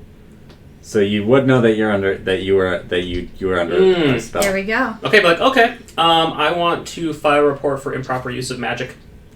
And the secretary's like, okay, we need guards here. We need... Yep, get everything. And at that point, you're here. At that point, like, she ushers everyone into a room. It's like, we're just gonna say, it's a big ass room. High security, like, it's metal, so, like, you can't just, like, punch your way out. So we got 1, 2, Tiger Man, you. We're gonna turn all of these people into guards now. Okay. And, this is the head guard, more or less. Do we have a moment of time where the guards aren't there? Oh, yeah. So I wanted to tell Mr. Bonham, I want to say, I tried to warn you, but you kind of just stuck your paw in a beehive, and so I guess we're probably all about to be stung because this little one's a little bit of a fool sometimes. Well, I look at him like, first time in Taisha? And he goes, no, in fact I know this place quite well. And as promised. Oh, he reaches into his coin purse and gives you 50 gold pieces, no problem. And yes, so was there anything you wanted to say to each other? I'll say you have like 2 minutes before. Mr. Bonham, now this is probably your last chance to get out of this situation. I'm sure we can come to some sort of amicable agreement without the law being present here. Mm-hmm. What are you suggesting? Well, for an agreement, we'd have to talk about it more. But, perhaps we get you some other exotic animals. Perhaps we... I can get you 1 tiger. Just 1. Tell me how. I'm not going to tell you how. You're being an asshole. But requires that you also have to perform as a tiger. No, it's not happening. Anyway. Okay, cool. Well, never mind. So... I like my plan better anyways. GP. Can you get that? Even if we could, I would not give it to you. Fuck you. Okay. Sounds like he wants to go down with the ship. It would appear so. I mean, it's not my money he's gambling with. I have no skin in the game. I'm just trying to look out for all of yours best interests. Because the way that it really looks like what's about to happen is that you may be about to go to jail, and actually they'll probably walk out of here free, but they'll probably owe the circus $4,000 or 4,000 gold. Sorry, what's a dollar? I don't know. Yep. And I don't want to see you in prison. As you know, I do. you're a fantastic chap, and I'm hoping we can get out of this without such nasties. Well, like I said, the law is on my side. You can't prove anything. What do you mean we can't prove anything? Bullshit. I can prove that these two owe me 4,000 gold pieces. For No, you can prove that we attacked that they murdered. rampaging tigers that hurt my brother, almost took off a citizen's hand, did countless amount of damage in the district. Well, the law is not on your side, because I've read Taizhou law quite thoroughly. And if you try and go with that defense, it is worded in a way that will not support you. Cool, let's do it! And he looks to you and he goes, I will highly benefit from there being a long, drawn-out process. Because I only have a permit to stay here for a short while. Wait. Why would you be benefiting from that? Because, so, let me get in character a little more. And he goes, the circus has a permit to stay for a few weeks. And I would like to suss out as many odd, freakish sorts as possible to join and find homes in my circus. And I know that the Inquisition has scared them into the shadows, and I would like to scoop them up while I can. And what I can do in a couple weeks will be quite a lot less than I could do in a couple months, which is how long it would take for me to... Wait, so you're saying that it's good for you to be here longer? Yes.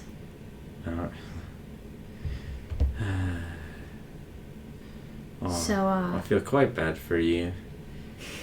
If, let's say some city god had killed your poor cats, you would be in a much better position than you currently are. But I sincerely, and looking out for your best interests as well as mine, do not think that this is going to go the way that you're hoping. Well, we'll see. And You might want to keep your animal over there. And points to Franz. And I go, rawr. God. And Tomas is like, you have, seriously, you keep a lid on it when the guards are here, because this is not good. We have a lot of people they would like to not let out of here. He's a talking cat. Am I lost my mind? Just call up the Inquisition. No, they don't like his sort, but they're not going to persecute him like they would someone who uses magic. Yeah, like him. He's a talking magical cat. Am I He's losing my mind here? Okay, so you, Franz, would know, the Inquisition does not attack Dragonborn, does not attack Tabaxi, does not attack these kinds of people, because they can't help that they're magical. Yeah, but they enslave them. They do, but they don't attack. And they don't enslave all of them, it's just any ones that they can happen to get away with enslaving. So would I know if, any lawyers? I'm sorry, one more time? Would I know any lawyers or anything? I don't know. What are my Would I Miranda know where to rights? find a lawyer? You definitely know where to find one. Definitely. Okay. So there's that, at least. You had a question? What are my Miranda rights? I mean, I don't... The old Constitution states. There's been a lot of... Am I detained or am I free to go?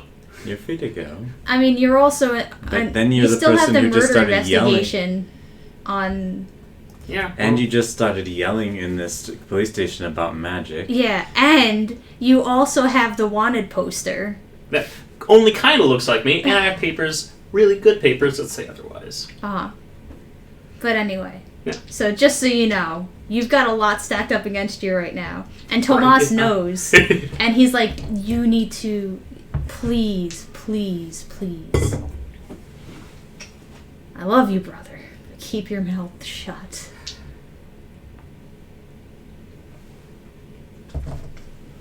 Thank you. And at that point, the guard comes in. And the white dice approaches. And they're all looking like beefier versions of the standard city guards. These seem to be definitely people in power. So they took the magic thing very seriously. Cool.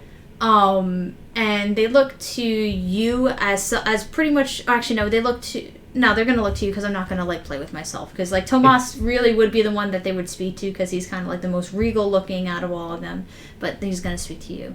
And they go, "What happened here?" All right, so I would consider myself the only witness, at least in the room, that is not involved financially in this. And so I was minding my business, eating an almond pastry, when I heard some rumbling, water in the glasses was shaking. I looked outside and I saw an elephant rampaging down the street. And I thought, oh my goodness, the circus really is in town. And for a moment I thought, oh, maybe it's some publicity stunt or something like that. But no, there was no people watching these animals, and they really started to just go to town. And I saw a tiger leap onto a man, and he was eating some food, maybe a hot dog or something, and the tiger went and just bit off his hand. Maybe not, he didn't bite it clean off, but really bit down and really mangled it. And I was able to pull him out from underneath the tiger, and then the tiger was still rampaging and looking for other people. There were little monkeys taking jewelry. It was really just pandemonium in the worst of ways. But I assessed that the elephant appeared to be the greatest threat to life, so I managed to climb onto it and just relax. It was it's a quite nice beast once it isn't all riled up. But in the process of me doing that, those tigers were attacking my friends. You can see the one over here who is now lightly armored, used to be heavily armored, but the tiger just tore apart him. They had to dispose of the tigers who were, just insatiable, unable to be calmed down. And once they had done that, this fellow here by the name of Bottom, he approached and he got into a conversation with them, and he is very upset because obviously tigers are an exotic animal. They're worth quite a bit of money, and he wants reparations for them killing those animals. And I would say, from my perspective at least, they were just working in the common good, trying to save people's lives. Now I know animals are valuable, but they're probably not as valuable as people, especially and then I'll name drop the district where this all happened, which is in the rich part of town. Okay. At that point, he nods his head, and he goes, "And what is this talk of magic?" Yeah, I'm not too sure.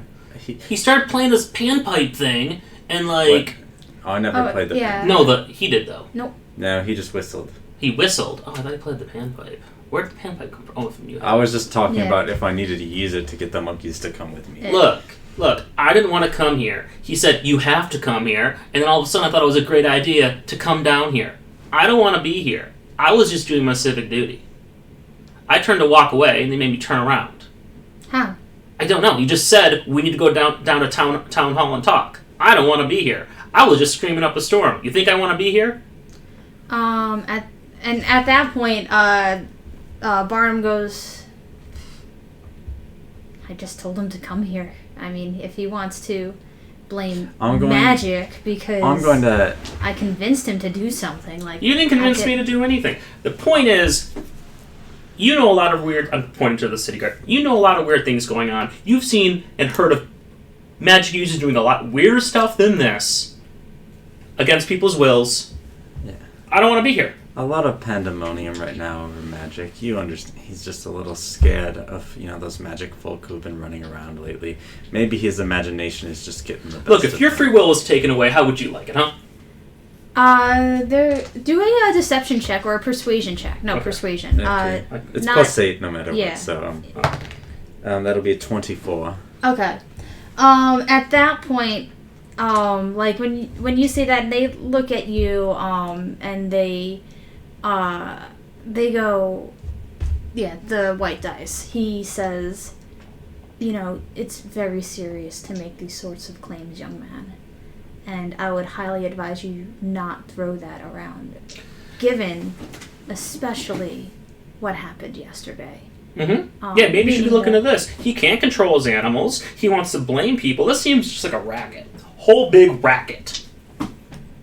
They look to him and they go, "We are going to have a talk about the damages that your animals did." And the tiger goes, of course. I'm happy to have a conversation. You could bring your lawyers. I'll bring my lawyer. And but I do want to make sure that we get on file that they owe me quite a bit of money for the damages they did to my property. And at which case the guard does go, yes, we are going to do that. And he looks to you and Barnum, and he goes, is she involved with this at all? And he goes, no, I have no qualm with her. So you are free to go. What about these two? Oh, well, we have lawyers and papers and court dates to assign. Wait, That's Barnum, sorry. That's Barnum talking. And then I look to the city guard and I'm like, you're really going to let him just boss you around? And the city guard goes, well, unfortunately, he is correct. They did do damage to his property, and we are going to have to file reports. We are going to have to set appointments. I got a question. Reports. 1 second, young man. And so we do have to keep them around for that bit at least. All right, I'll be on my way then. Just wanted to be a good citizen and make sure you got my report as to what happened. Yes. I would say, in my opinion, and I know it doesn't mean much in the eyes of the law, I would say that these fellas were doing what was needed for the public good at that time. The Tigers, I really don't think could have been stopped with anything other than force. But would you like to put yourself as a witness to be called upon, if need be? no. As you can tell, I'm not from around here. I'm going to be leaving town soon, so I don't think I'd be too valuable in that regard. Of course. Well, I appreciate you cooperating. All right, thank you. And I'll head out, and I'm just going to beeline it for, I was going to say the pedophile's office. Oh my god! The pediatrician's Jesus. office to help maybe get some help there. Okay. Do you want to play anything out, or do you want, would you rather you tell me what you want on file? I'm just going to ask, am I under arrest, or am I free to go? The city guard goes, well, neither. You're not under arrest. Okay, then I'm gone. No, but you're not free to go. Because you have a complaint filed against you, and therefore you must respond before you're free to go. Otherwise, you are assumed guilty. Okay, then I'm going to remain silent. Of course. And Tomas just sits there like this, and he's rubbing his forehead. And the city guard goes, listen, young man, so he goes, we already have on record to you two admitting to killing his tigers. You're not obligated to answer to anything beyond that, but just know that you being silent now does not negate what was said earlier. Do you understand? Okay. So he turns around. No, it's okay. Like he's doing his best to settle the situation. And what you learn, sitting in here, and is that the law was written in a way to protect, like, because they weren't imagining a circus coming into town when they wrote city law. They imagined livestock. They imagined pets. So all of the damages that are like, oh, people must give restitution for damages caused by pets and farm stock, or themselves. Nothing about exotics. So then the Barnum's like, well, I owe them nothing. I'm willing to give some gold to, in good faith, but just know that I'm not obligated to give them anything. So how is the law protecting, if the law doesn't then fit with exotics, how does it then protect him?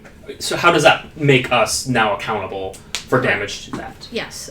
So when he came into town, he claimed them as exotic goods, not like animals, not as stuff like that.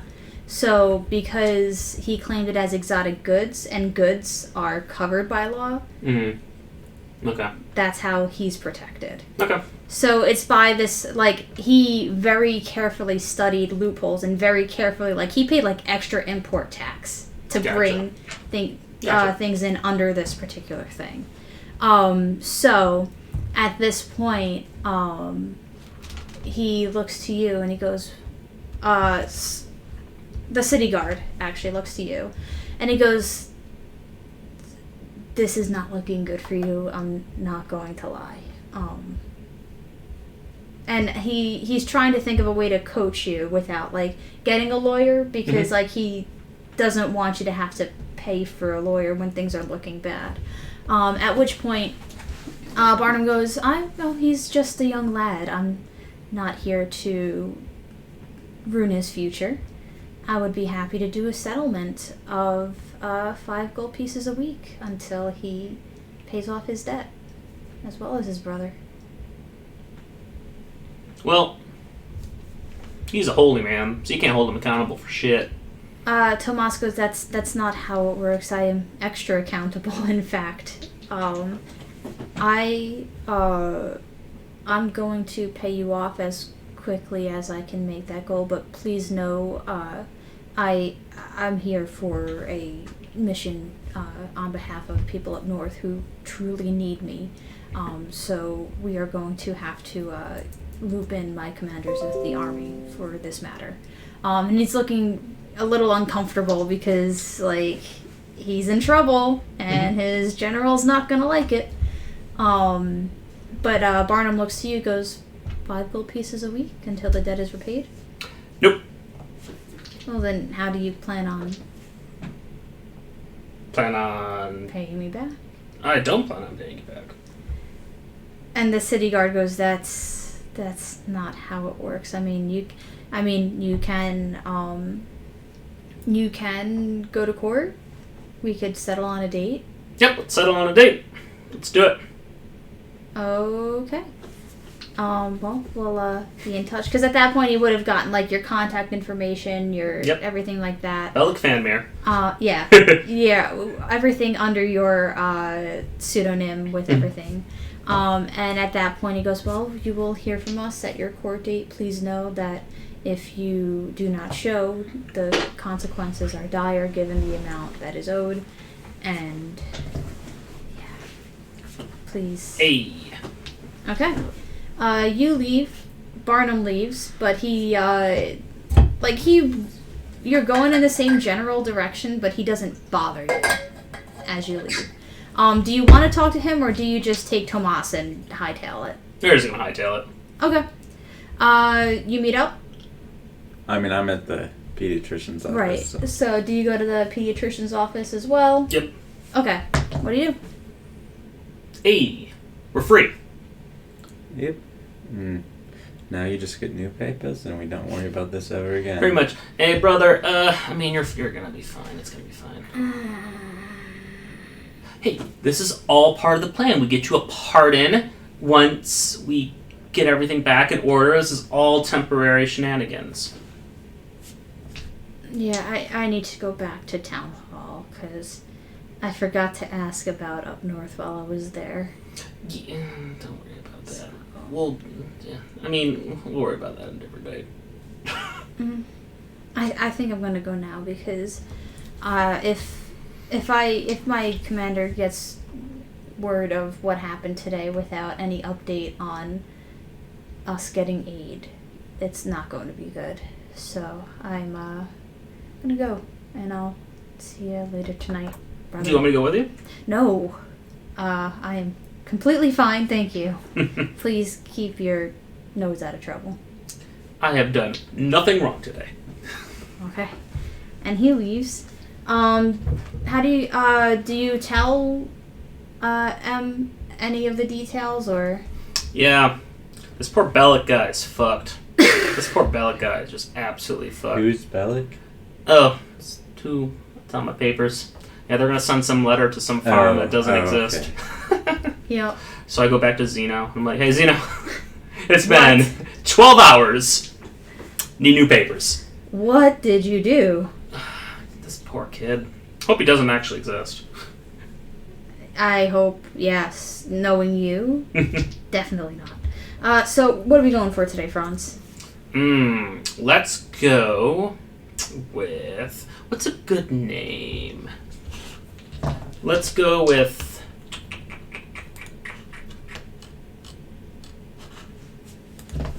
Leif Erikson. Oh my god, no. I am now. Fantasy names. Give me a name. Oh, I am now Milan Oostenrijk. Okay. And he says, alright, why don't you come back in about an hour and I'll get that all done up for you. Hey. Oh, buddy. It's about, what time is it? About, like 3 p.m. So you still have plenty of time to investigate other things in the city. Going to the mansion was a slight bust, but you did get some answers out of that. We know their wife is there. More or less. But there's, you don't know, like, exact details about what's going on there is what I meant. So some other quests that you had were to listen to what's going on with the Inquisition, listen to what the story is. You read the newspaper. The newspaper insinuated that he's alive. Mm. And let's go see what the Inquisition's up to. Yeah. Alright. So how would you go about that?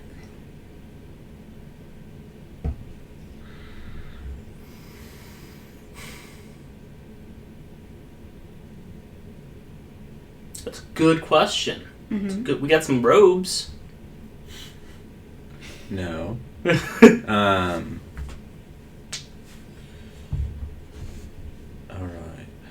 So. This is a good question. It's not too easy. Well. Yeah.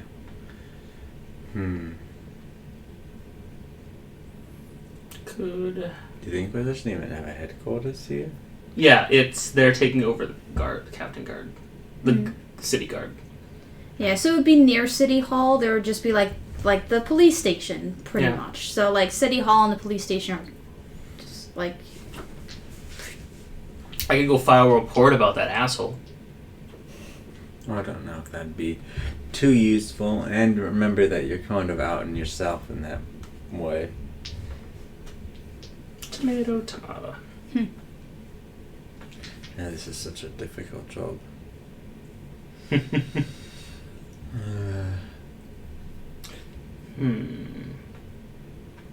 We could go rob Barnum and pay him back with his own money. That's a pretty dumb idea. He's going to think that we robbed him. He won't. He will have zero proof of that. Oh. If we do the job right. You like making enemies. Not necessarily. Just him. And the other thing, you could just say, like, fuck whatever Joe told you to do. Let's go walk around the city, see what's up. Are the twins still guarding the door? Oh yeah, they're there. The other thing is, you went to that shady place. So if you wanted to find more information about, what's going on with the people, that's something. What shady place? M went there, not you. Oh. Yeah, what do you know? You don't know anything. You can't ask me about a shitty place you don't know about. Mm-hmm. Come with me. I want to show you something. Cool. Let's do it. Alright, we're going to go back to my old neighborhood. Okay. And while we're walking, I'm going to keep my eyes out for any Inquisitioners or anything like that. I just kind of want to see. I assume it's quite the trek, so I'm kind of just keeping my eyes out. I kind of want to know what if I can kind of get anything from the movement. If I do see any, I kind of want to eavesdrop on them a little bit, Okay. They're out in the open. And you're able to get close to 3 of them along the way. Mm-hmm. 2 of which are talking to each other. One is on their own doing a patrol. Okay. So if you wanted to do a perception check to overhear what they're saying. 8. You can do one too. You're with me. That is going to be a 17. Okay. You pointed out, you're like, oh man, I can't hear them. It sounds like they're talking about some sort of meeting. That's all you're able to get. And then you listen in a bit more. And you're able, and do an investigation check based on what he tells you. But so what he's going to say is there's going to be a meeting held under the fountain in 2 days' time. 8. Oh, okay. You're not able to gather that much. You make a investigation check with disadvantage. Okay. With disadvantage, investigation, that's going to be an 18. Okay. They're not wearing, because you have seen them with symbols before, but they're not wearing a symbol that you've seen an Inquisition wear, an Inquisition person wear. Because typically, like, on their shoulder, there's, like, something marking their rank, but this seems like a different rank, but not one that indicates general this. So... Okay. And I don't think you were here that week, but were you here the week where you met Yasmin by the lake? So was you? No, this was the week where neither of you were here, and the one person that is not here was there. Yeah. Okay. So you would not know the fountain that they're talking about. If you wanted to stick around, you're going to have to stealth to get more context clues about that. So do a stealth check first. It's going to be a 29. Okay. Let's just check your insight. Or invest... No. No. Okay, so do another perception check. That's going to be a 22. Okay. It's very close to the park that's allegedly closed down, but not. So that's where the fountain is. Would you have gone to that park before? Okay. No. It's in the rich part of town. Yeah. So you know the general area of that park. You have enough rich friends to ask for better clues, but in 2 evenings' time at sundown, there's going to be a meeting. 2 evenings' time, sundown. Okay. Yep. Well, that'd be a good meeting to drop in on, don't you think? Oh, I don't know. On one hand, sure, you might get some information. On the other hand, you are surrounded by Inquisitionists. It's kind of the opposite of good. That's it. But that's what you get with those. You do see another one walking by, and he's on his own, or they're on their own. They're wearing the mask, so it's always hard to tell. Race, gender, all that age. But they're just patrolling. Do you interact with them at all? No. Okay. Where you going? Alright, let's head back. Okay. I'm gonna place a bounty. Back to the Pediatricians Thieves Guild? Cool. I'm gonna place a bounty on a board. What's the bounty? For 400 gold to kill Barnum. Oh my god. At that point, Maury goes, "What are you doing?" I got a job. Oh, at the Pediatricians. Oh, we're there. I thought it was some public... I want to talk to somebody who seems like they would know where things are. Specifically black market things. Who would know that? Black market, like what are you looking for? Magic items. Scruggs. Okay. Scruggs is the old guy? Yeah, he's the dwarf, yeah. Yeah. Alright, so Scruggs is... You can do this thing with the wanted poster if you want first. Okay. But yeah, Maury goes, "What are you doing?" I want to get that guy killed. I can't do the job because I'm under heat for that, but... You got that gold kicking around? Yep. Nice. Good for you. Yep. You want it? No.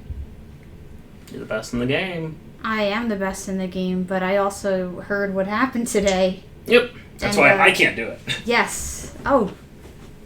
Yes. Okay. It makes sense now. Because at that point, like, they would have heard about, like, some people who stop the tigers, and they would have heard that something went down. Yeah, and then he's like, yeah, that sounds like Franz. Yeah, I'm not going to murder anyone today. I'm gonna wait this one out and see what happens.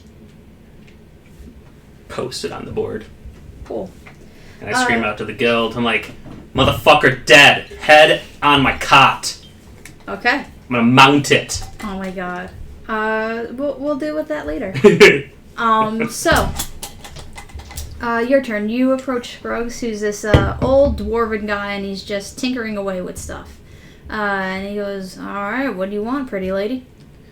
I'm just interested in magic items. And so, I've heard that you can direct me towards where that kind of underground market or salespeople might be. Yeah, so what kind of magic items? Are we looking for, like, the dark, cursed, like, weirdo sort? Are you looking for, things that get you high sort? Are you looking for old magic sort?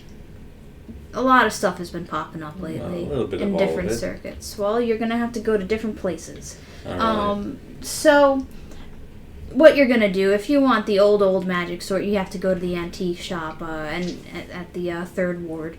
And he describes the shop, gives you the name.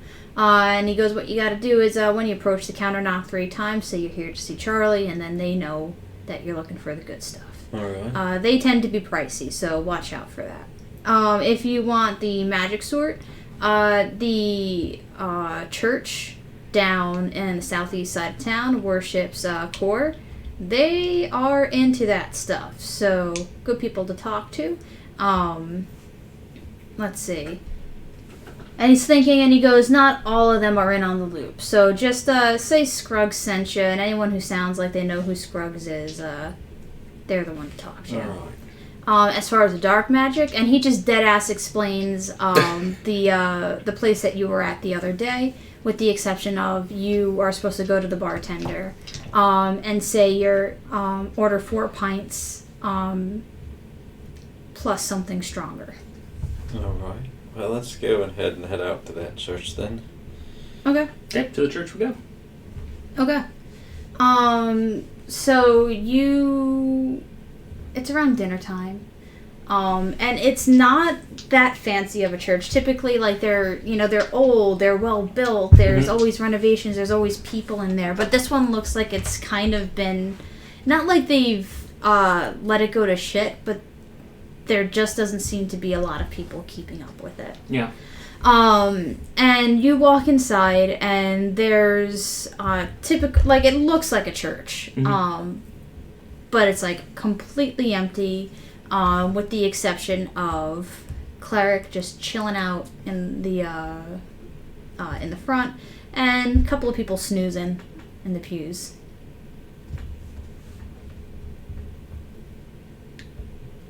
Hi there, a fella named Scruggs?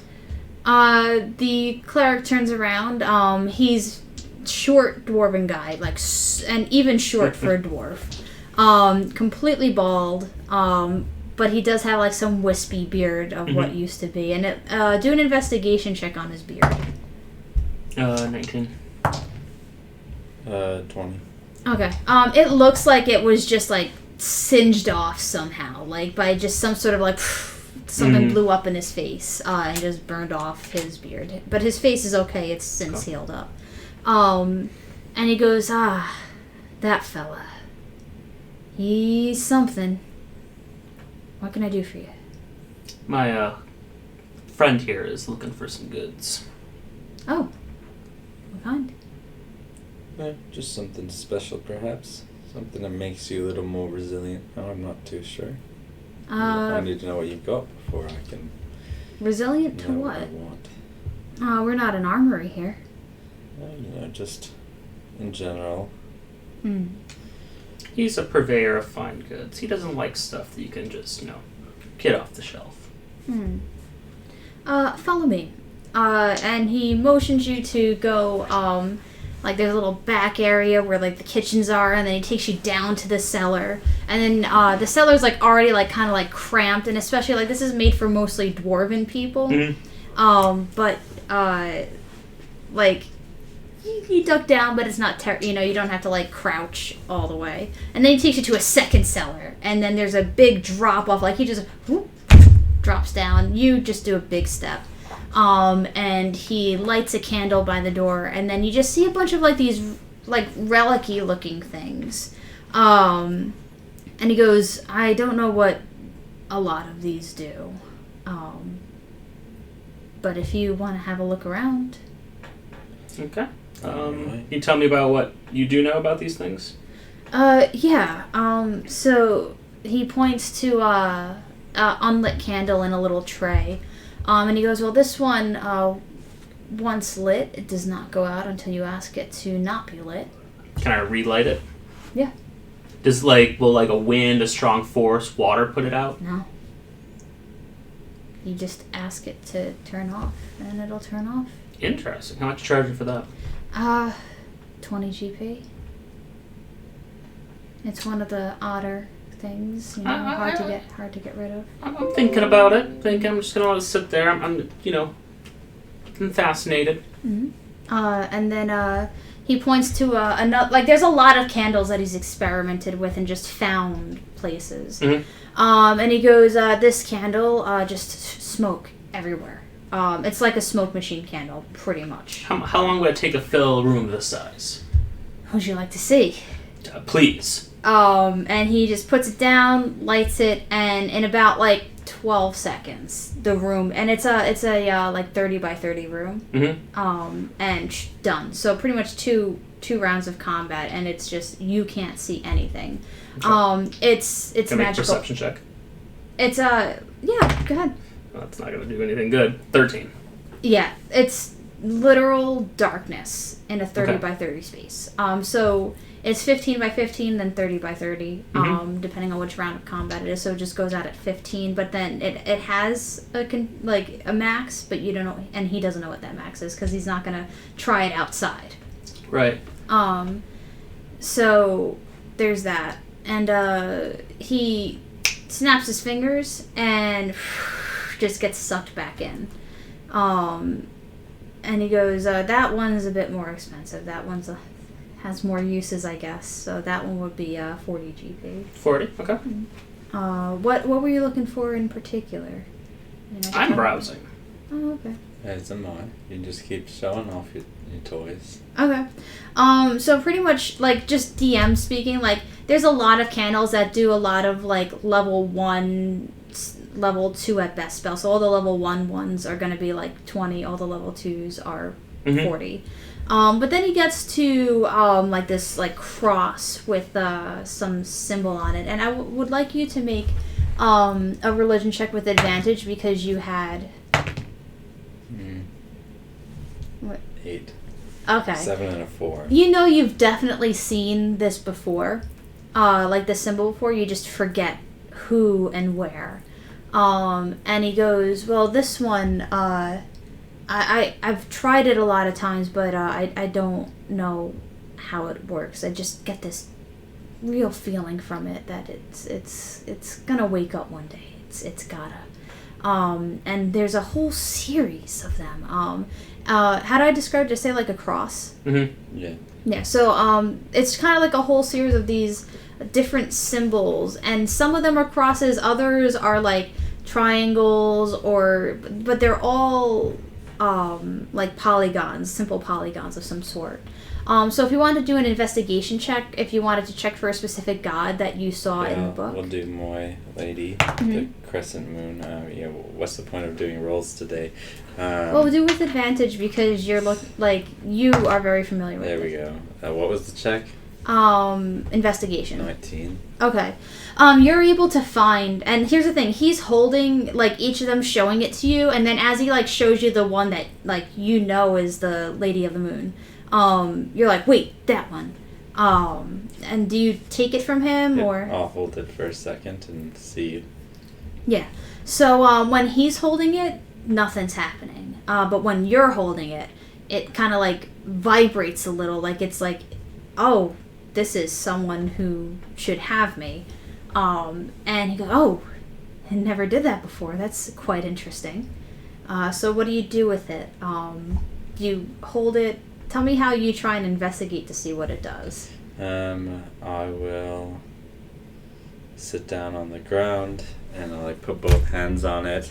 I'll kind of close my eyes and kind of just be like, now how do you work? Kind of show me what you do.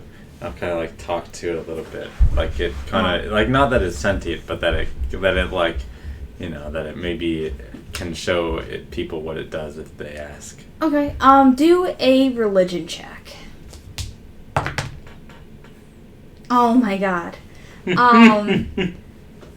you want a different die? Here's the thing. Yeah, No, this is painful. No, this is just, you know, it's random. Some days when I'm rolling as a DM, I just hit 20s. Some days when you're rolling as a player, you only hit 2s.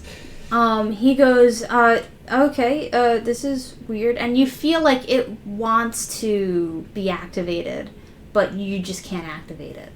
So nothing happens right now. Alright, how much for this thing? 50. Insight check. I don't think that's what he was going to charge originally. Sorry, may I see if he is being truthful about how much he normally would charge for this kind of thing? 16. Oh yeah, he definitely, he doubted whether or not it had any magical thing to it. Yeah, how about... Like, would you fuck over Scruggs? I'm like dead eye looking at him. Oh, absolutely not, because you're fucking over Scruggs. We were sent by Scruggs. 30. Okay, and put it on the 5 fingers tab. Ooh. 25. 30. 25, and maybe I'll get one of your candles also. I guess we'll bundle them together in just a moment. I'll make a bundle deal. Alright, and so we've got a little smoke screen bundle. What other candles do we've got? We have the fog one, and then we have the everlasting gobstopper. But there's other ones too. It's pretty much, if you want it, the candle will be there. So if there's a level 1 spell that can realistically be turned into a candle, like, you could have, like, a minor illusion candle that always does, like, something, but it can't be, like, it'll always cast this, it'll cast different things. It'll just always do one thing. And you don't have to decide now, because we could keep... Is there, like, a... And also bear in mind, this is like a holy place, so it's only like buff spells. You're not going to get like damage things. Right. Yeah, that could be. And then you said like level 2, so they can do buff stuff. Yeah, or like maybe sanctuary, for the holder. Are there any candles that could convince someone to do something fascinating? Like suggestion? He looks and he goes, I think that might be a little strong, but this one, I've lit it and people are just afraid of me. Is that fear? Oh, yeah. Yeah, I want that one. I want that one super bad. Going back to the religious stuff, are there anything that's associated either with... Would there be an invisibility candle? I think Misty Step is what I was thinking. I already know Misty Step. I don't know invisibility. Okay, 1 second. Are these like a once per day kind of stuff? Yes. Okay. It's okay, there isn't one. I'm just asking. No, there would be. It's 2nd level. Alright. Fear's 3rd. But I like fear too much to not do it. But it's going to be 50 GP for that. Yeah, I'll get to. So I'll pay. I'll bundle in the sigil with this candle for. Is 40 gold for 60 gold. Fair enough. I'm happy with that. All right. So I'll fear. talk 60. Is there a phantasmal force? What's Like that? if I were to, it basically creates an illusion. That actually could potentially do damage, but like, it's like a really, really powerful illusion. That's level 2. Yep. What kind of illusion are you thinking right now? It depends. So, like, I could, like, say, like, an illusion where you are imagining that someone's attacking you.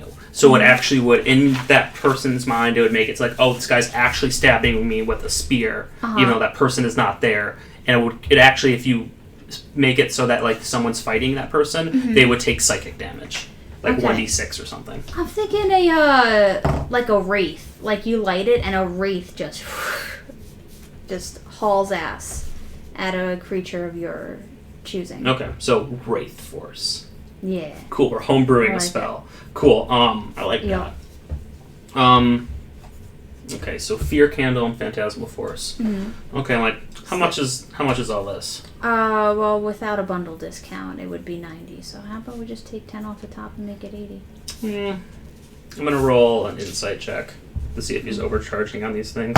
That's on its side. That's gonna be a 14. You have a feeling that he's charging what he would charge Scruggs for this sort of thing. Like he was definitely bullshitting him with the sigils. Did you want to look over at the sigils at all? I did. Is there anything associated with... We'll get back to that charge in a minute. Anything associated with either the being that saved me and that I once called on for the firefighters, or anything associated with, like, my unfortunate religious upbringing? Yeah. Do an investigation check. For both, or just one? One at a time. Well, one's a 2, one's a 14, so one is going to be investigation. Yep. One's going to be an 18. Okay. Wait, what? Wrong one, sorry. One's going to be, one's going to be a unnatural 20, the other's going to be an 8. Okay. You're not able to find one with the unfortunate upbringing. Oh, fuck that anyways. Yeah. But you are able to find, like, you find the sigil that you recognize as the person that saved you and that you called upon. And while M's vibrated, you hear it call to you.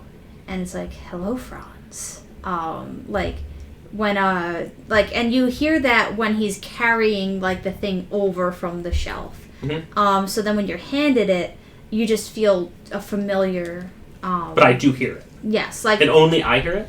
Only you hear it. You just... But that it's kind of like, there and it's gone. But it was just, like, making sure that you knew that, like, hey, I'm coming. Here I am. Cool. I'm in your hands. I'll be like, you're getting a lot of coin today.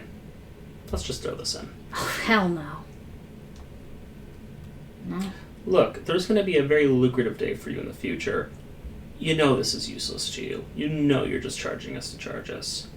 That's how business works. And I know that how you business want works. this. I know how business works. And I know that you want this, so... I'll give you 10. 20. And not a gold piece lower, because usually I charge 30.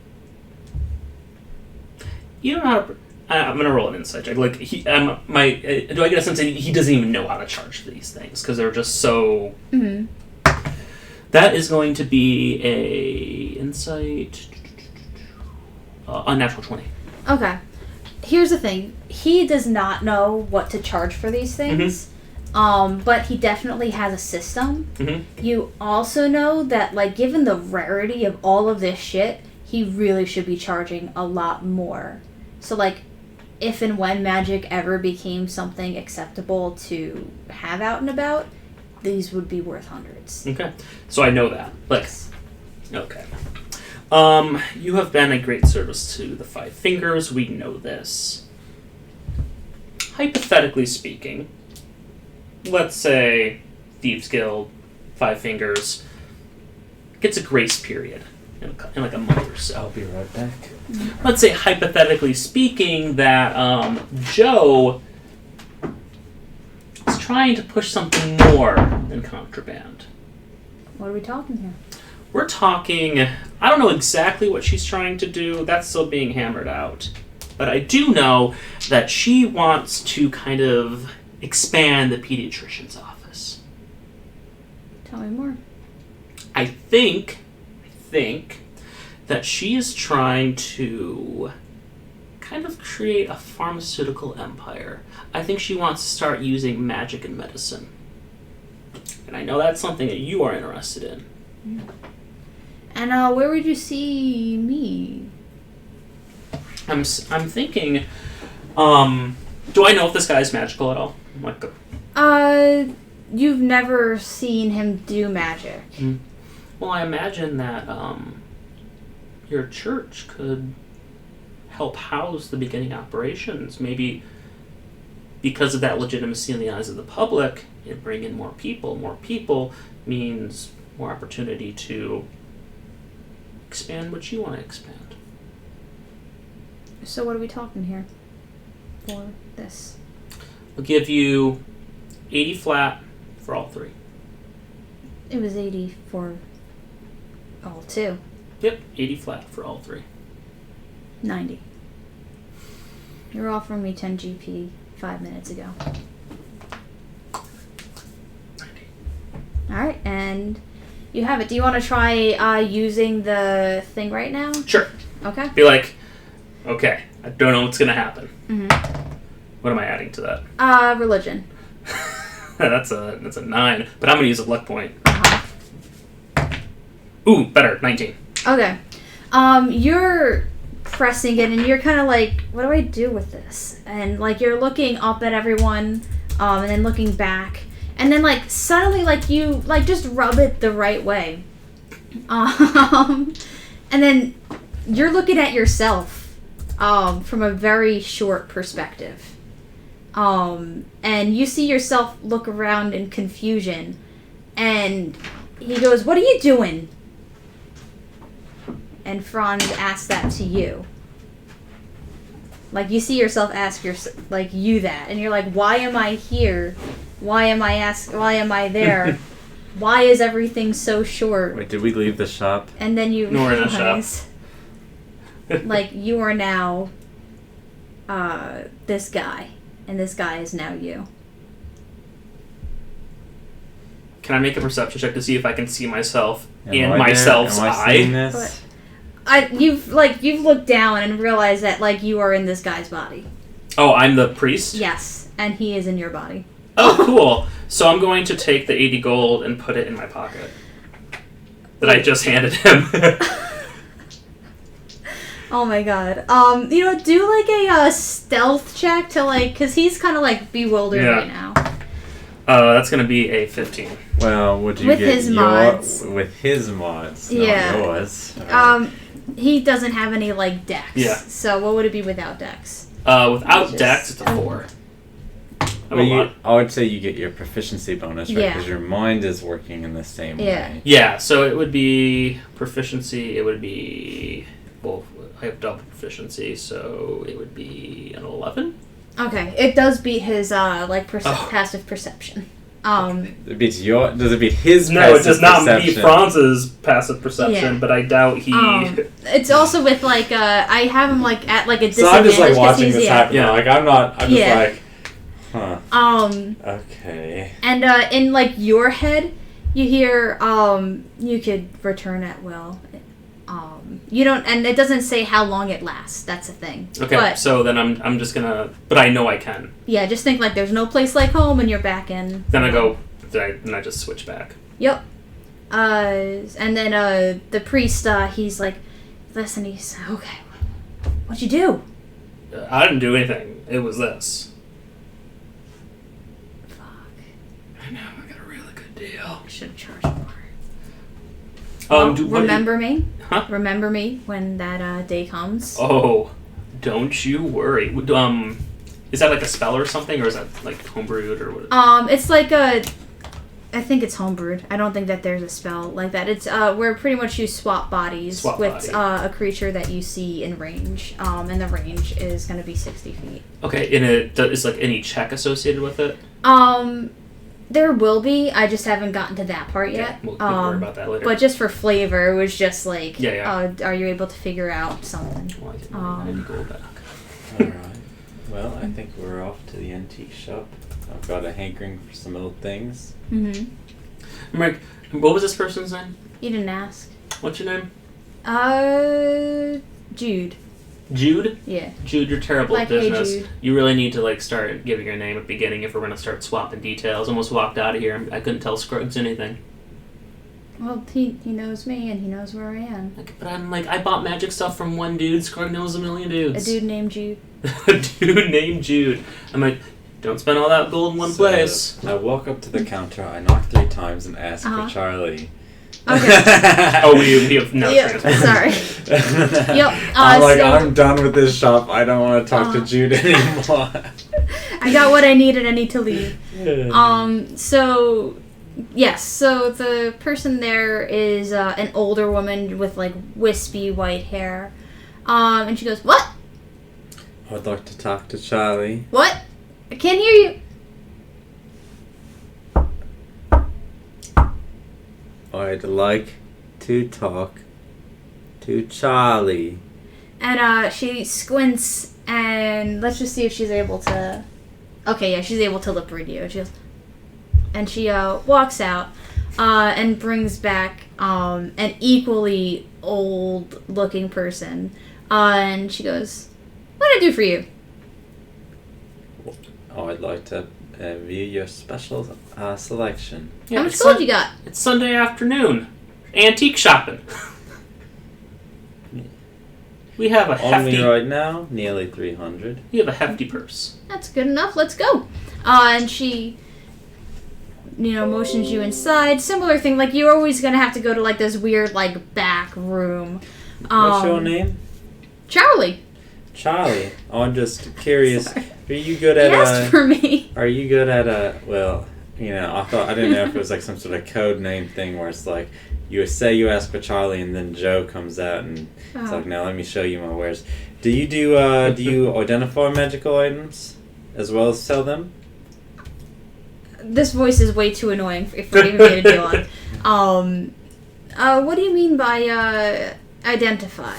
I mean, do you know the spell? No, That's. I know. I used a word that has a particular meaning in D&D that I didn't mean to use. Mm-hmm. Are you able to discern the purpose and usefulness of a particular item? Because I've got this, and I pull out my old piece of something, like a chest that you gave me a month ago, or like 4 months ago. No, it's been a while. And the best part is, I was just like, oh, I don't know, just here, make this a problem for future Kelly, and now it's future Kelly's problem. And she looks at it and she goes, it looks like an old piece of something. Let me sit with it for a little while. And then she has at this point you're able to tell like they're twin sisters. And she goes, "Barley, go show them around while I look at this." And so Charlie is checking out this old piece of something. And meanwhile, Barley goes, "So what are you looking for?" Well, right now, I'm hoping to find something that can, I get into quite a few fights, and I would like something that makes it so that when I get hit, it doesn't hurt as much. Or I'm a little harder to hit, or, any of those things, She thinks and she goes, I don't have something that makes it harder to hit you. I don't have something that, takes away stuff. But I've got rings that heal you. So Not it's like... really what I'm looking. Let's just see what you got. Maybe something will pique my interest. Okay. So there's a ring. It's kind of like a paladin type thing, where it has a pool of HP. Just like I've got a pool of dice. More healing. So it's 20 HP any given day that you're able to pull from. Action or bonus action to use? It's a reaction. Reaction. Okay. But you could use it like any time. Like if you wanted to heal yourself after the fight, you're welcome to. But if you needed to heal yourself in the moment, it's a reaction. All right. To heal yourself, and it's just a pool of 20 that replenishes every day, never maxing out beyond 20. All right. So yeah, you're just gonna have like your bling hand with all these rings that you're getting. Only 2. Yeah. And she goes, I got rings that like resist certain things. So if you fight fire, there's that one. No, I'm pretty good at fighting fire already. But if you fight that's okay. things Do you have that are anything other than cold, rings? Got necklaces. What do your necklaces do? I got necklaces that fights fire. I got necklaces. It's just different flavor. But she looks around and she goes, I don't know what this one does exactly. I think it I don't know. It's so certain spells it can't stop, but certain things it can. But if people try to take over your mind, it helps you with that. Does that interest you? A little bit. How much are you looking at for that? That one is 100 GP. Alright. I know somebody who might be interested in that.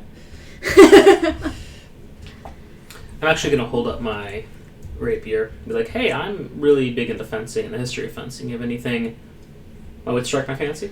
We've got some decorative daggers that probably have some enchantments on them. We mostly specialize in things that are a little bit less pointy. Fair is I'm fair. happy to show you what we have. I'd love to see. Okay.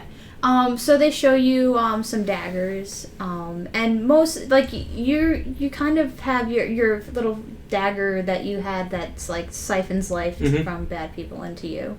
You kind of know what magic feels like to an extent, and most of these daggers just don't have a magical sense. They're just really fucking old. So they really should just belong in a normal shop instead of here. Do a religion check on... Do you have a changing room? That was 7. No, they don't, but they're, you can just go into the other room. Because I got this, and I'll pull up and show my breastplate, and I'm not exactly sure what that does either. It's very old. It's definitely an antique. Yeah, she goes, can I, have a look at that? Do you want to look at it on me or off me? Off. Alright, I'll go into the other room and take it off. Okay. So Charlie also looks at that while she's looking at the piece of old thing. Alright. And what was I gonna say? Yeah, you see a dagger that probably is magical, but you don't really know what its use is and who it's made by and all that stuff. After a while of looking around, and just so you know, it's mostly jewelry and non-combative things that are resistances. So if you want a resistance to something, the necklace gives you advantage to being saves against being charmed. So that's what that does. What was I gonna say? She finds that your breastplate, it's just it's protection from evil and good. Alright, so that level 1 spell is just always on me when it's okay.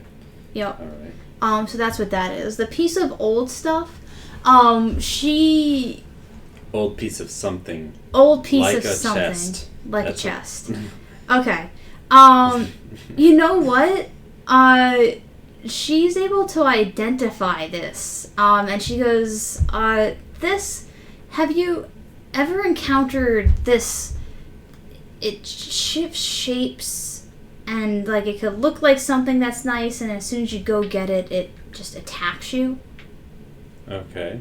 Yes, I have interacted with such a creature. I think this might be a piece of it. Alright. You want it? Sure. I'll give you a discount on something. Just a gesture of goodwill. How much for the ring that heals? So everything in here is going to be 100 GP. Alright. Well, I've got other shopping to do, but I might come back for that ring that heals. What's the last place we could have gone to? So we have the total black market. Oh, total black market. I still haven't found what I'm looking for, so, well, not that I'm looking for something particularly in particular. Yeah, Charlie, I might come back for that. And basically, I'm just 16 AC doesn't feel like enough anymore, so we'll see what we can find.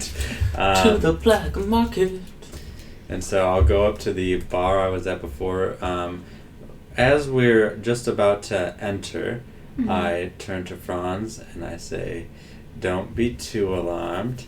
And I'm going to snap my fingers and I will be Meg's. But I'm still talking in M's voice. Okay. And it's just because I've been in this bar before. And so I'm going to walk in and I'll say, "We would like 2 points and something stronger." And they go, Okay, I'll get you 2 pints. And then I said 4. You said 2. Oh, whoops. So when he says 2, I'm like, Yeah. oh, whoops. Sorry, double that. I know what you're looking for now. And then once again, taken to the back. This, like, you're getting a lot of stares. You're getting stares. But... Have I been here before? Nope. Okay. I think that this is something, like, this really is, like, the underbelly of the underbelly. Okay. And I don't think that Joe would have let Franz in here. No. No. So... Horse in a hospital. Yeah. So, yes. So you're able to get back in, like, you see, what did you get from the person that was here last time in regards to, slave trading? What did I get in regards? What do you mean, what did I get? Did they tell you that, like, it was all eradicated? Yes. Okay. There's people down here. Right. And it looks quite obvious that, there's not a terrible amount of slave trading, but this seems to be, like, the one pocket left. Do I recognize any of the slaves? You could do, an investigation check to see. That would be a 15. Okay. None of them are, anyone that you recognize, but you're able to get a good look at all of them and know that none of them. So it's not like, oh, I can't find them. It's like, no, you see all of them. None of them are anyone. Right. The person leading you is a short halfling woman, missing like her front like 4 teeth on the upper, but the bottom ones are still there, and the bottom ones are like sharpened like fangs. Mm-hmm. And she goes, so what are you looking for? I'm looking more for hopefully some possible magical items that protect me when I get into the fray. But anything you've got, I've got a hole in my pocket. Okay. So we got this. You wear armor? On occasion. Okay. So she points to like this. It's like a it's almost like a clip that you put over your armor, like a. It's not like a full-on thing that replaces it, but it's just something that like reinforces the joints. And she goes, "This hurts people that hurt you." But only when they get close enough to hurt you. Well, I'm often close enough to get hurt, so okay, that seems interesting. So that's pretty much, it's Armor of Agathis, but minus the temp HP. So anyone that hits you with melee will get 5 cold damage. Okay. But we could change the flavor of that if you didn't want cold damage. What else you got? She points to a shield, and she goes, "This one makes it a little bit harder to hit you, a little bit extra more than you would." Is it just a normal looking shield? It's a normal looking shield, but there's definitely some sort of magical quality to it. But not like, definitely I would look at that and I think it's magical. Right, yeah. Like you can feel there's a magical quality to it. Am I able to get the details before I purchase it? She doesn't know exactly what it does. That she tells you. You can insight to see if you can see if she's hiding anything. I guess I'm maybe more of an Arcana check would be in order, but I'll do an insight. That's a 9. Yeah, I mean, she doesn't seem like she knows much about the shield. She just knows that there's a magical quality to it. You might have to test it out a little bit. See if I can strike it. Sure. All right, try to hit me with an AC 16. With a shield. So that's immediately +2. And I hand him my little dagger to use instead of him using I don't know. I mean, I'm not going to do like hardly nothing. That's going to be +8, so that's going to be 17. It does not hit you. My armor class with the normal shield would be 16. Yeah, it does not hit you. Like it just takes the brunt of the thing, and all right. Now, here, why don't you take your bow and arrow, back up like 30 paces, and we'll take a shot, and we'll see. Okay. That's going to be an unnatural 20. Does not. Oh wait, what's the AC? Baseline is. Baseline is I have 14 with my studded leather. And then I'm 14. wielding this shield. That's whatever. So whatever's above Okay, that. so that 20 does hit you. All right. So you take some bow and arrow damage. You take 6 damage. All right. And she goes, "That seemed a little stupid." Well, no. You see, with these kind of things, sometimes they'll snap into place. Maybe it's really good against defending against, kind of ranged weapons. But I did feel a little bit better. How much for this shield? That is 75. 75. Here you go. And I give her 75. What else you got? Actually, we'll see if we want to package these things together. But I'm definitely going to be purchasing this, and I put it on my back. You try to. Mm-hmm. It's stuck on your arm. Like permanently stuck on my arm? As far as you know. Uh-oh. This thing's kind of stuck right now. Are you trying to play some sort of trick on me? And she goes, "No." It didn't get stuck on you just now. She didn't put it on. She, held it. Did you know this would happen? Yeah. Alright, well, let's see what else you got, and we'll worry about this in a moment. Yeah, got any rapiers? She looks around, goes digging, and she goes, "I got this one." And when you hit an enemy extra good, you get extra good at it. Like insight check to see if I can understand what exactly that means. Yeah. That's gonna be insight 21. Okay. What if you crit? She's saying that if you get a nat 20, you roll 3 damage die instead of 2 damage die. Like I roll 3 of however many dice. Okay, I'm looking at. How much? It's the worst to give the rogue. And she goes, "That one, 75.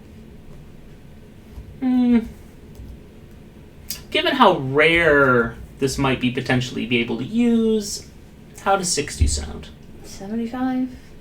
65? I've got plenty of buyers. How long's it been sitting here? Not very long. When'd you get it in? Last week. Okay. I don't know if she's telling the truth. That's gonna be insight 18. What are you inciting? Whether or not it actually... I want to see, does it look like it's been sitting here for a while?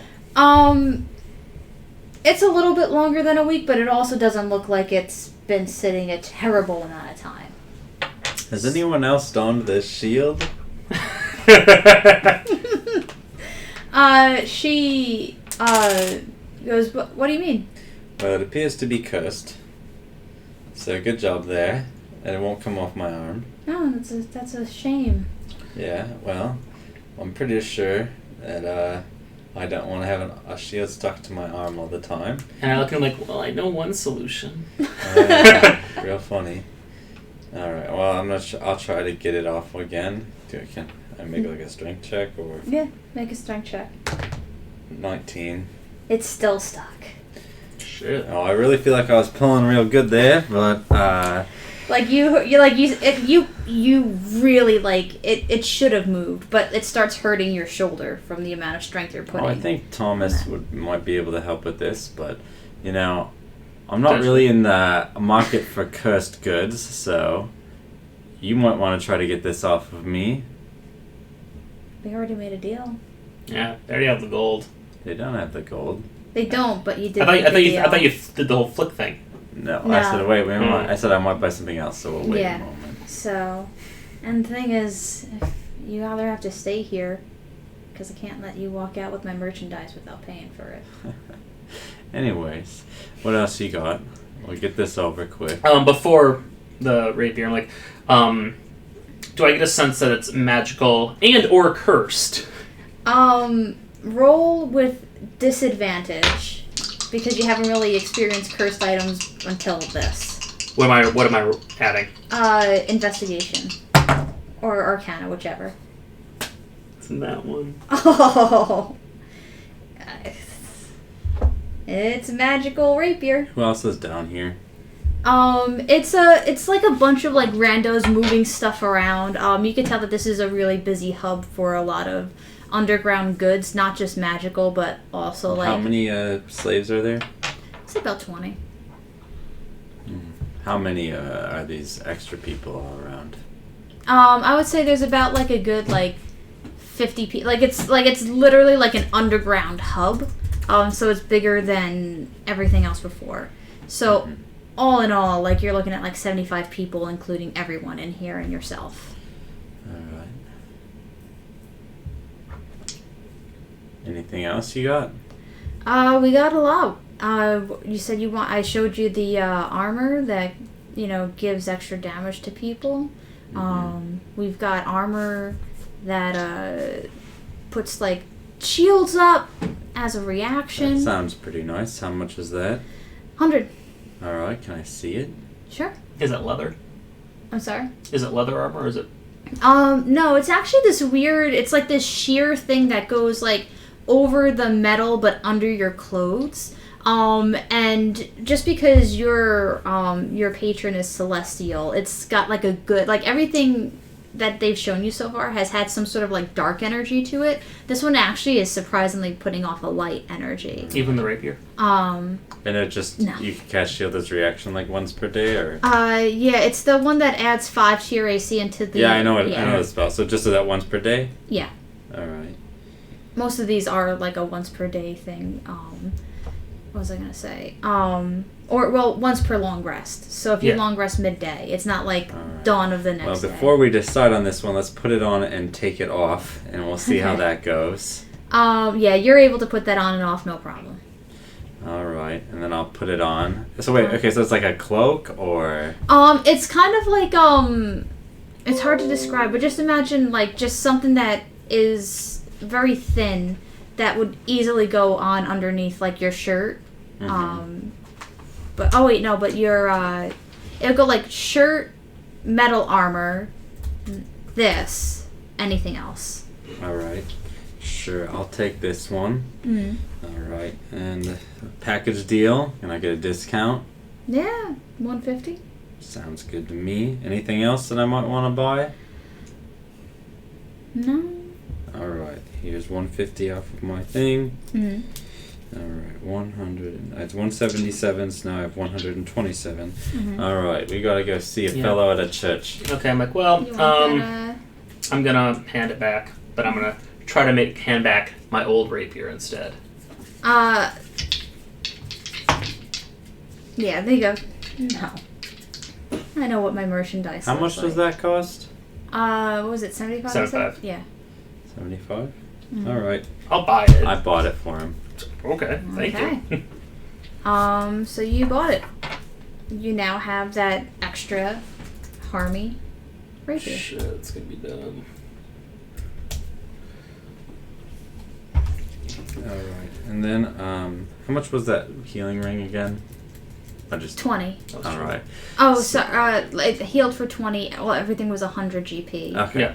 So what I want to do now is I want to go back to the church. Okay, I want to go back and buy the charm necklace. While he's doing that, I'll go to the church. We can just do it at separate times. I want to see if the man at the church knows how to cast Remove Curse. Okay, sounds good. Let me see. I just want to see what, 1 second. That's 3rd level.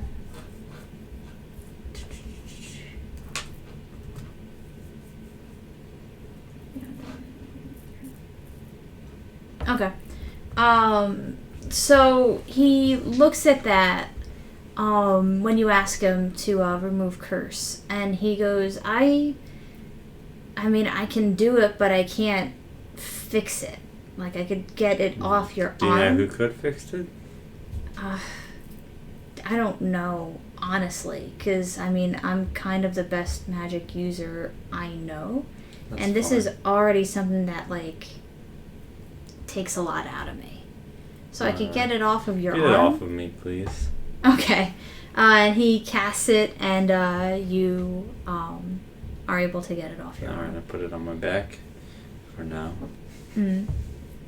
So did it lose all magical properties? No, No. it's just I could get it off. Yeah. Oh. So. But if you ever put it back on. And then it comes back, it gets stuck. Gotcha. And he goes, can I look at that? The shield? Yeah. Yeah, go ahead. Okay, so we'll do that. You go to... Yeah. Alright, and you buy the thing? I'm like, do you sound about 80 for that necklace? 90. I can push 80. That's where I'm comfortable now with my pocket. That's fine, and I'm not comfortable going down to 80, so... I'm not comfortable going down to 80, so, Consider for an old friend. No. Nice try, but... 85. No. What should I call that sheer thing?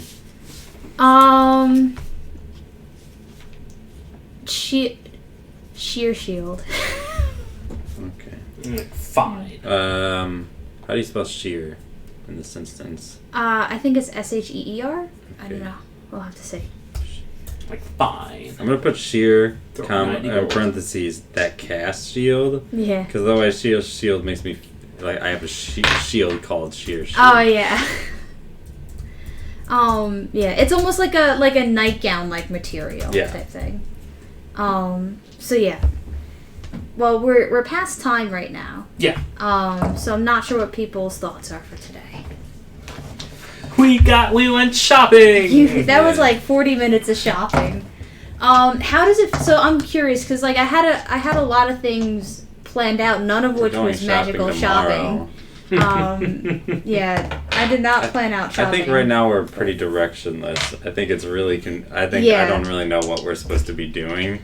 Because like it's like, well, 2 days they'll be done, so it's like, oh, so not enough time to do any other quests that we have. Yeah. But also like time to just kill. And I was like, well, I have wanted to go magic shopping, and I'm sure someone here knows where I could go do that. So I was like, I guess I'll go do that then. So we talked. I mean, we talked a little bit about it last week, but when we're kind of like don't have the entire group together, when we have like a very large like goal ahead of us, just like, well, we're kind of waiting for everyone to get back together. Yeah. I mean, it's fun. I had fun today with today's session. We got to fight some tigers. Yeah. I got to put a wanted poster up, which I'm excited about that. Because the thing is, like, I was trying to, like, so here's my question. I was hoping that by laying out different, like, threads you can pull, being the Inquisition, which you did pull, and I should have, like, given you the opportunity of, like, oh, we could investigate that now. But the thing is that was something that I was just like, we really should have the whole party for something like that. When I imagined you going to the mayor's house, like, I had stuff in mind that you could get, but like you were in normal clothes, or you didn't use Sova, or you didn't go as fancy boy, or go back to the fancy kids for entrance into that. I think our goal with today was to kind of like to literally like Fran's like, I have to lay low, so he went and bought a pastry. Yeah, I like that. Yeah, it's tough, and I felt bad about today because I was like, I wanted to make it open where you can try and do what you wanted to do, but sometimes you just need to corral the players in a way. And with there was definitely going to be a elephant stampede today. It was just based on where you were, and so when you said like, oh yeah, get a pastry, I was like, perfect, marketplace, let's go. And then when you asked about like looking for like road closures, I was like, oh shit, like. Introducing the circus that's in town. Hell yeah. I think it's like I'm not gonna tell you the name of the the race of the character that Barnum is, but like it's really nice having a character that doesn't obey the rules of magic as you've come to learn it. Another thing that I tried to do today was try and give you issues and like conflicts that were not just based on Inquisition, on the use of magic. So like. A circus coming to town and the animals getting loose could have happened pre or post impact, no matter what. It's just how you dealt with it afterwards and how you used it. So, yeah. I don't know. Other thoughts and feelings. Maybe about how having the chaos of the marketplace nothing affects your use of spells. I didn't use any spells today, though. Sleep. You cast Mage Hand. Hand. Yeah, Mage Hand was in the Thieves Guild. Yeah, I tried Sleep, but Sleep also doesn't look like anything. Well, there's still verbal and somatic components. So you still have to go like... Go to sleep. Yeah. Like, I guess to me, one of the things that mildly is like... it's like today when you cast Mage Hand, I personally feel like it just should not have worked. Because, like, in order to cast a Mage Hand, it's not like Mage Hand, right? It's like, you have to, like, you usually have a physical thing you need, right? Like, you need to have, like, your caterpillar thing, you need to pull it out and, like, wind it, you know what I mean? Like, like when you cast a message, you have to, like, take out a wire and, like, do something with the wire and then put it up to your mouth in order to cast a message. So, to me, you can't just be like, I cast Mage Hand and open the door, right? Like, because, like, that'd be, like, me right here being like, yeah, I'm not taking a picture of you. You know what I mean? Like, and so it's kind of interesting, like, kind of how you balance, like, how visible is spellcasting in the world, because we don't have spellcasting in the real world, right? So, like, I take out a gun and shoot a guy. We can visually imagine that, but like, I cast magic missiles. We're like, is that just? That's what I always imagine. Like, I imagine magic, like, just like verbal somatic material. I always ignore material because I don't know, like. I don't like tracking that, so to me, material only matters when the GP value is a lot. Yeah. Like, well, there's no material. There's no material to magic missile. It's just verbal and somatic. Right. So you could say maybe it is just this in your world. This is magic missile. Yeah. But then the other thing is, you can, I don't know, like, it also depends on, like, how you learn D&D and, like, different house rules, because every house rule that I've personally encountered never really followed the material. It's always verbal somatic. So, like, if you're restrained, you can't do somatic spells. Or if your mouth is covered or you have mute, then you can't do verbal spells. Yeah. Like in Critical Role, the guy who's the wizard, Liam O'Brien, who is like, he does a lot of famous voices. He's a pretty. We'll look up some of the things Liam O'Brien has been in while I'm talking. But he's a wizard, and he always does all of, like, the material components, like, in his description of casting the spell, which to me is really cool, and it's like changed some of the ways that I DM when it comes to, like, doing magic. He's the voice of Gaara in Naruto. That was like one of his bigger roles, I guess. And Nefriti in Sailor Moon. But anyways, but like, for instance, so when he casts slow, he's like, I take out a drop of molasses and I spread it out, like, and I cast slow over them, or like, and he, like, there's this epic moment where he casts wall of fire and he's like, I throw the phosphorus into the air, and like that casts the spell. And so to me, like, I guess that changes the way I perceive how spells are cast. Like, he's like with like alarm, he's like, I take out a wire and I do this, or with message, he's like, you know, I cast messages, that way. So to me, that's how, like, now I visualize D&D spells, because I've watched a lot of Critical Role. So cool.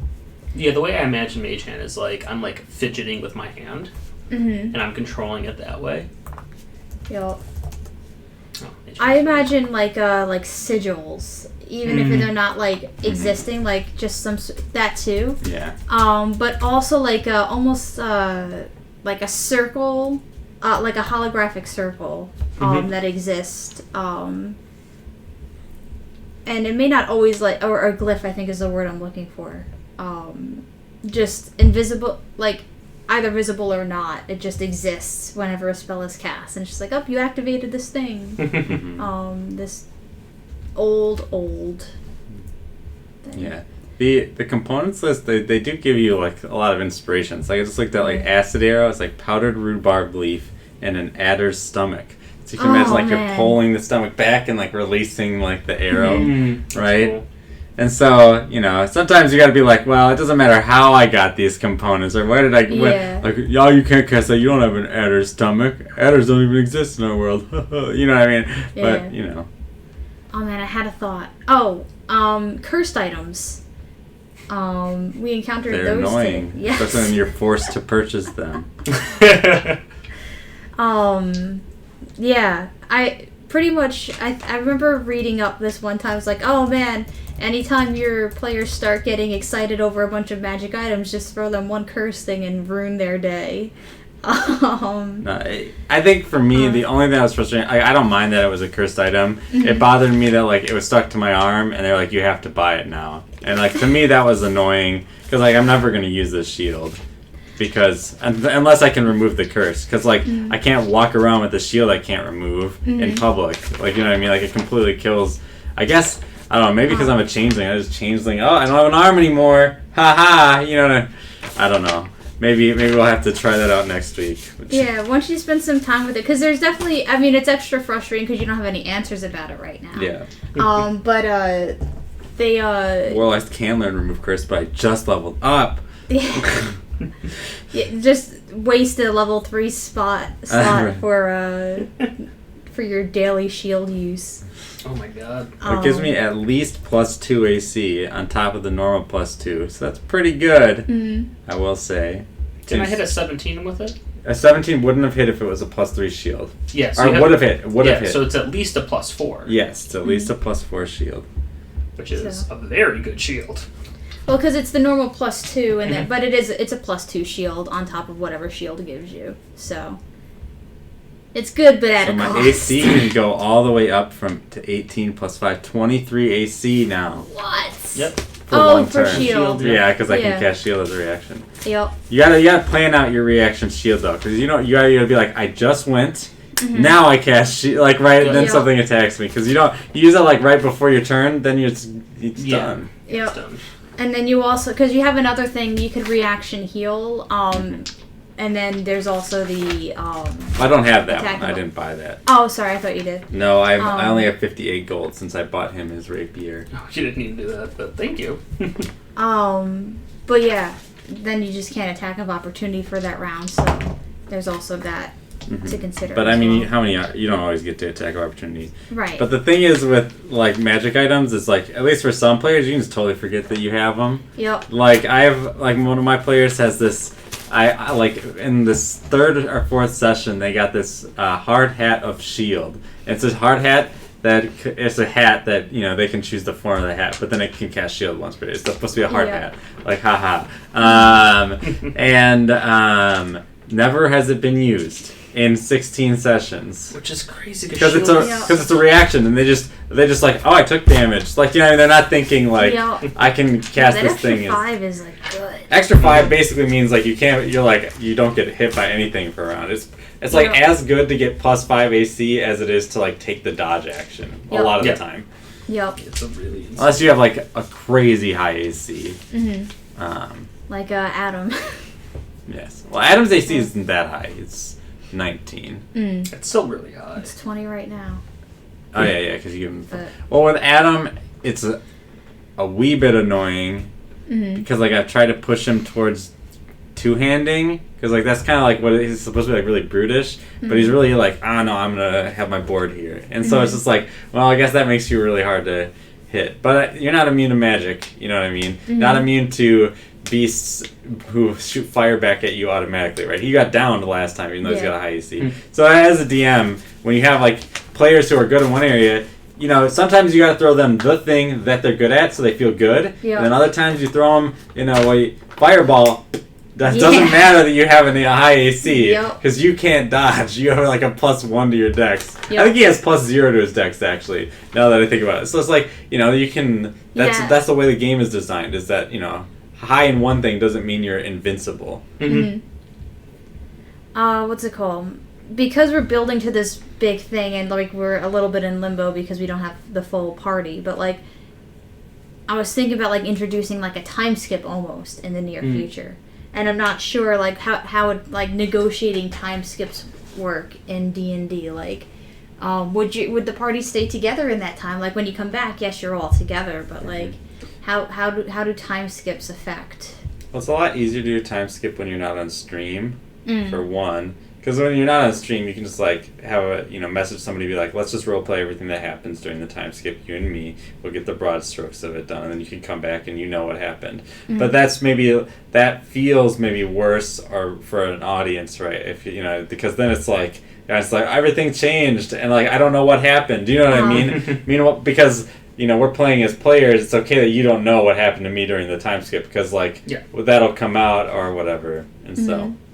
It can be tricky because of the nature of the format that we're playing Dungeons & Dragons on, I think. But what do you think? I think it depends on, like, where we're at narrative-wise. I imagine, like, there's like would be some like element of choice, and then depending on our choice, some things will change in the future in ways that are beneficial to us, and in some other ways that are like not as beneficial or detrimental to the party or the world or whatever.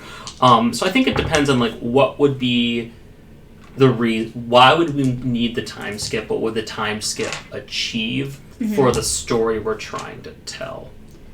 So like DM speaking, like the Inquisition's not getting vanquished overnight. The plot's not going to happen overnight. So like even with the mayor and Joe working together, like he's not going anywhere anytime soon. He can't. So like almost wanting to get, have that come to fruition, or you want to go down south, but then there's Tomas up north, and what's up north, what's down south. So it allows players to be able to do their individual arcs without the party having to necessarily follow each. I think maybe like one of the bummers of that is like I think the satisfaction of completing your arc or doing the thing that you want to do in your character, it wouldn't be as high if it's just like over the time skip. It's like, I went down south and I did this off camera, right? Yeah. Like part of the satisfaction is like when you have this goal you've been going for a long time, and then you're able to like do it, and you like beat the bad guy, or you get the person, and you're able to like have that like ecstatic moment, because like it's like it's more than because like doing it in the game is like perhaps more important than just like it happening, right? Especially in like, not to belittle the hobby, but it is just a story that we're telling amongst each other, right? They're not real people, right? Whereas opposed to like you're like it wouldn't matter, like my brother was in jail and I, let's say for a crime he didn't commit, and like I could just snap my fingers and it would be gone, like I would be obviously really happy because like that's a good thing. But when it's like my brother in D&D is in jail, he's gone. So like there's a balance there of like achieving narrative goals, yes, but also like it's like maybe less so about what the goals are and more about how you achieve them sometimes. Your thoughts on time skips, or? I mean, I think going back, I think it really depends on like what we're trying to achieve. Is it to see the world state after our actions? I think that would be interesting, like depending on how, like for instance, how successful we are with dealing with the Inquisition in the city. Is it like now like the Inquisition is like more kind of like a remnant faction in Taishao, or is it like they're gonna try to like wage war against the city and whatever the mayor is trying to do? Like I think that could be interesting, but I think if like we're doing stuff like, my entire narrative arc was achieved off screen, I'm fighting zombies in the north and it's they're gone, I think that's less fulfilling for both the viewers and for the players. Solid. Any final thoughts about today? Keep watching. Keep watching. Hopefully next week we'll have the game back together. I agree. But anyway, I think that's one of the things. This actually relates to something we talked about last week, where it's nice to have. I think it was last week we talked about like how in the group that I DM, we have like 6 players. It's like one person missing. Like we just keep going with the story. Like, it doesn't matter, right? Because it's more of the group story, and maybe I have to like shuffle some things around. Like I remember like I had a week where like I really was gonna have like a big reveal for one character, and it's like, they're not gonna be here that week. Oh, that's fine. We'll just do the reveal the week after or something like that. And you dance around it a little bit, but like. With only 3, it can be more difficult when like one person's missing for like a week or two to like try to figure out as a DM like what am I gonna do for like at this time. And it was a very like recent thing because I had to move this earlier because of work, and I only found out like this morning that one of the players couldn't make it, which is like not her fault. I moved it early, but yeah. So hopefully next week we're back to nice story, fun times. So thank you all for joining us. Yeah, thank you all so much. Bye.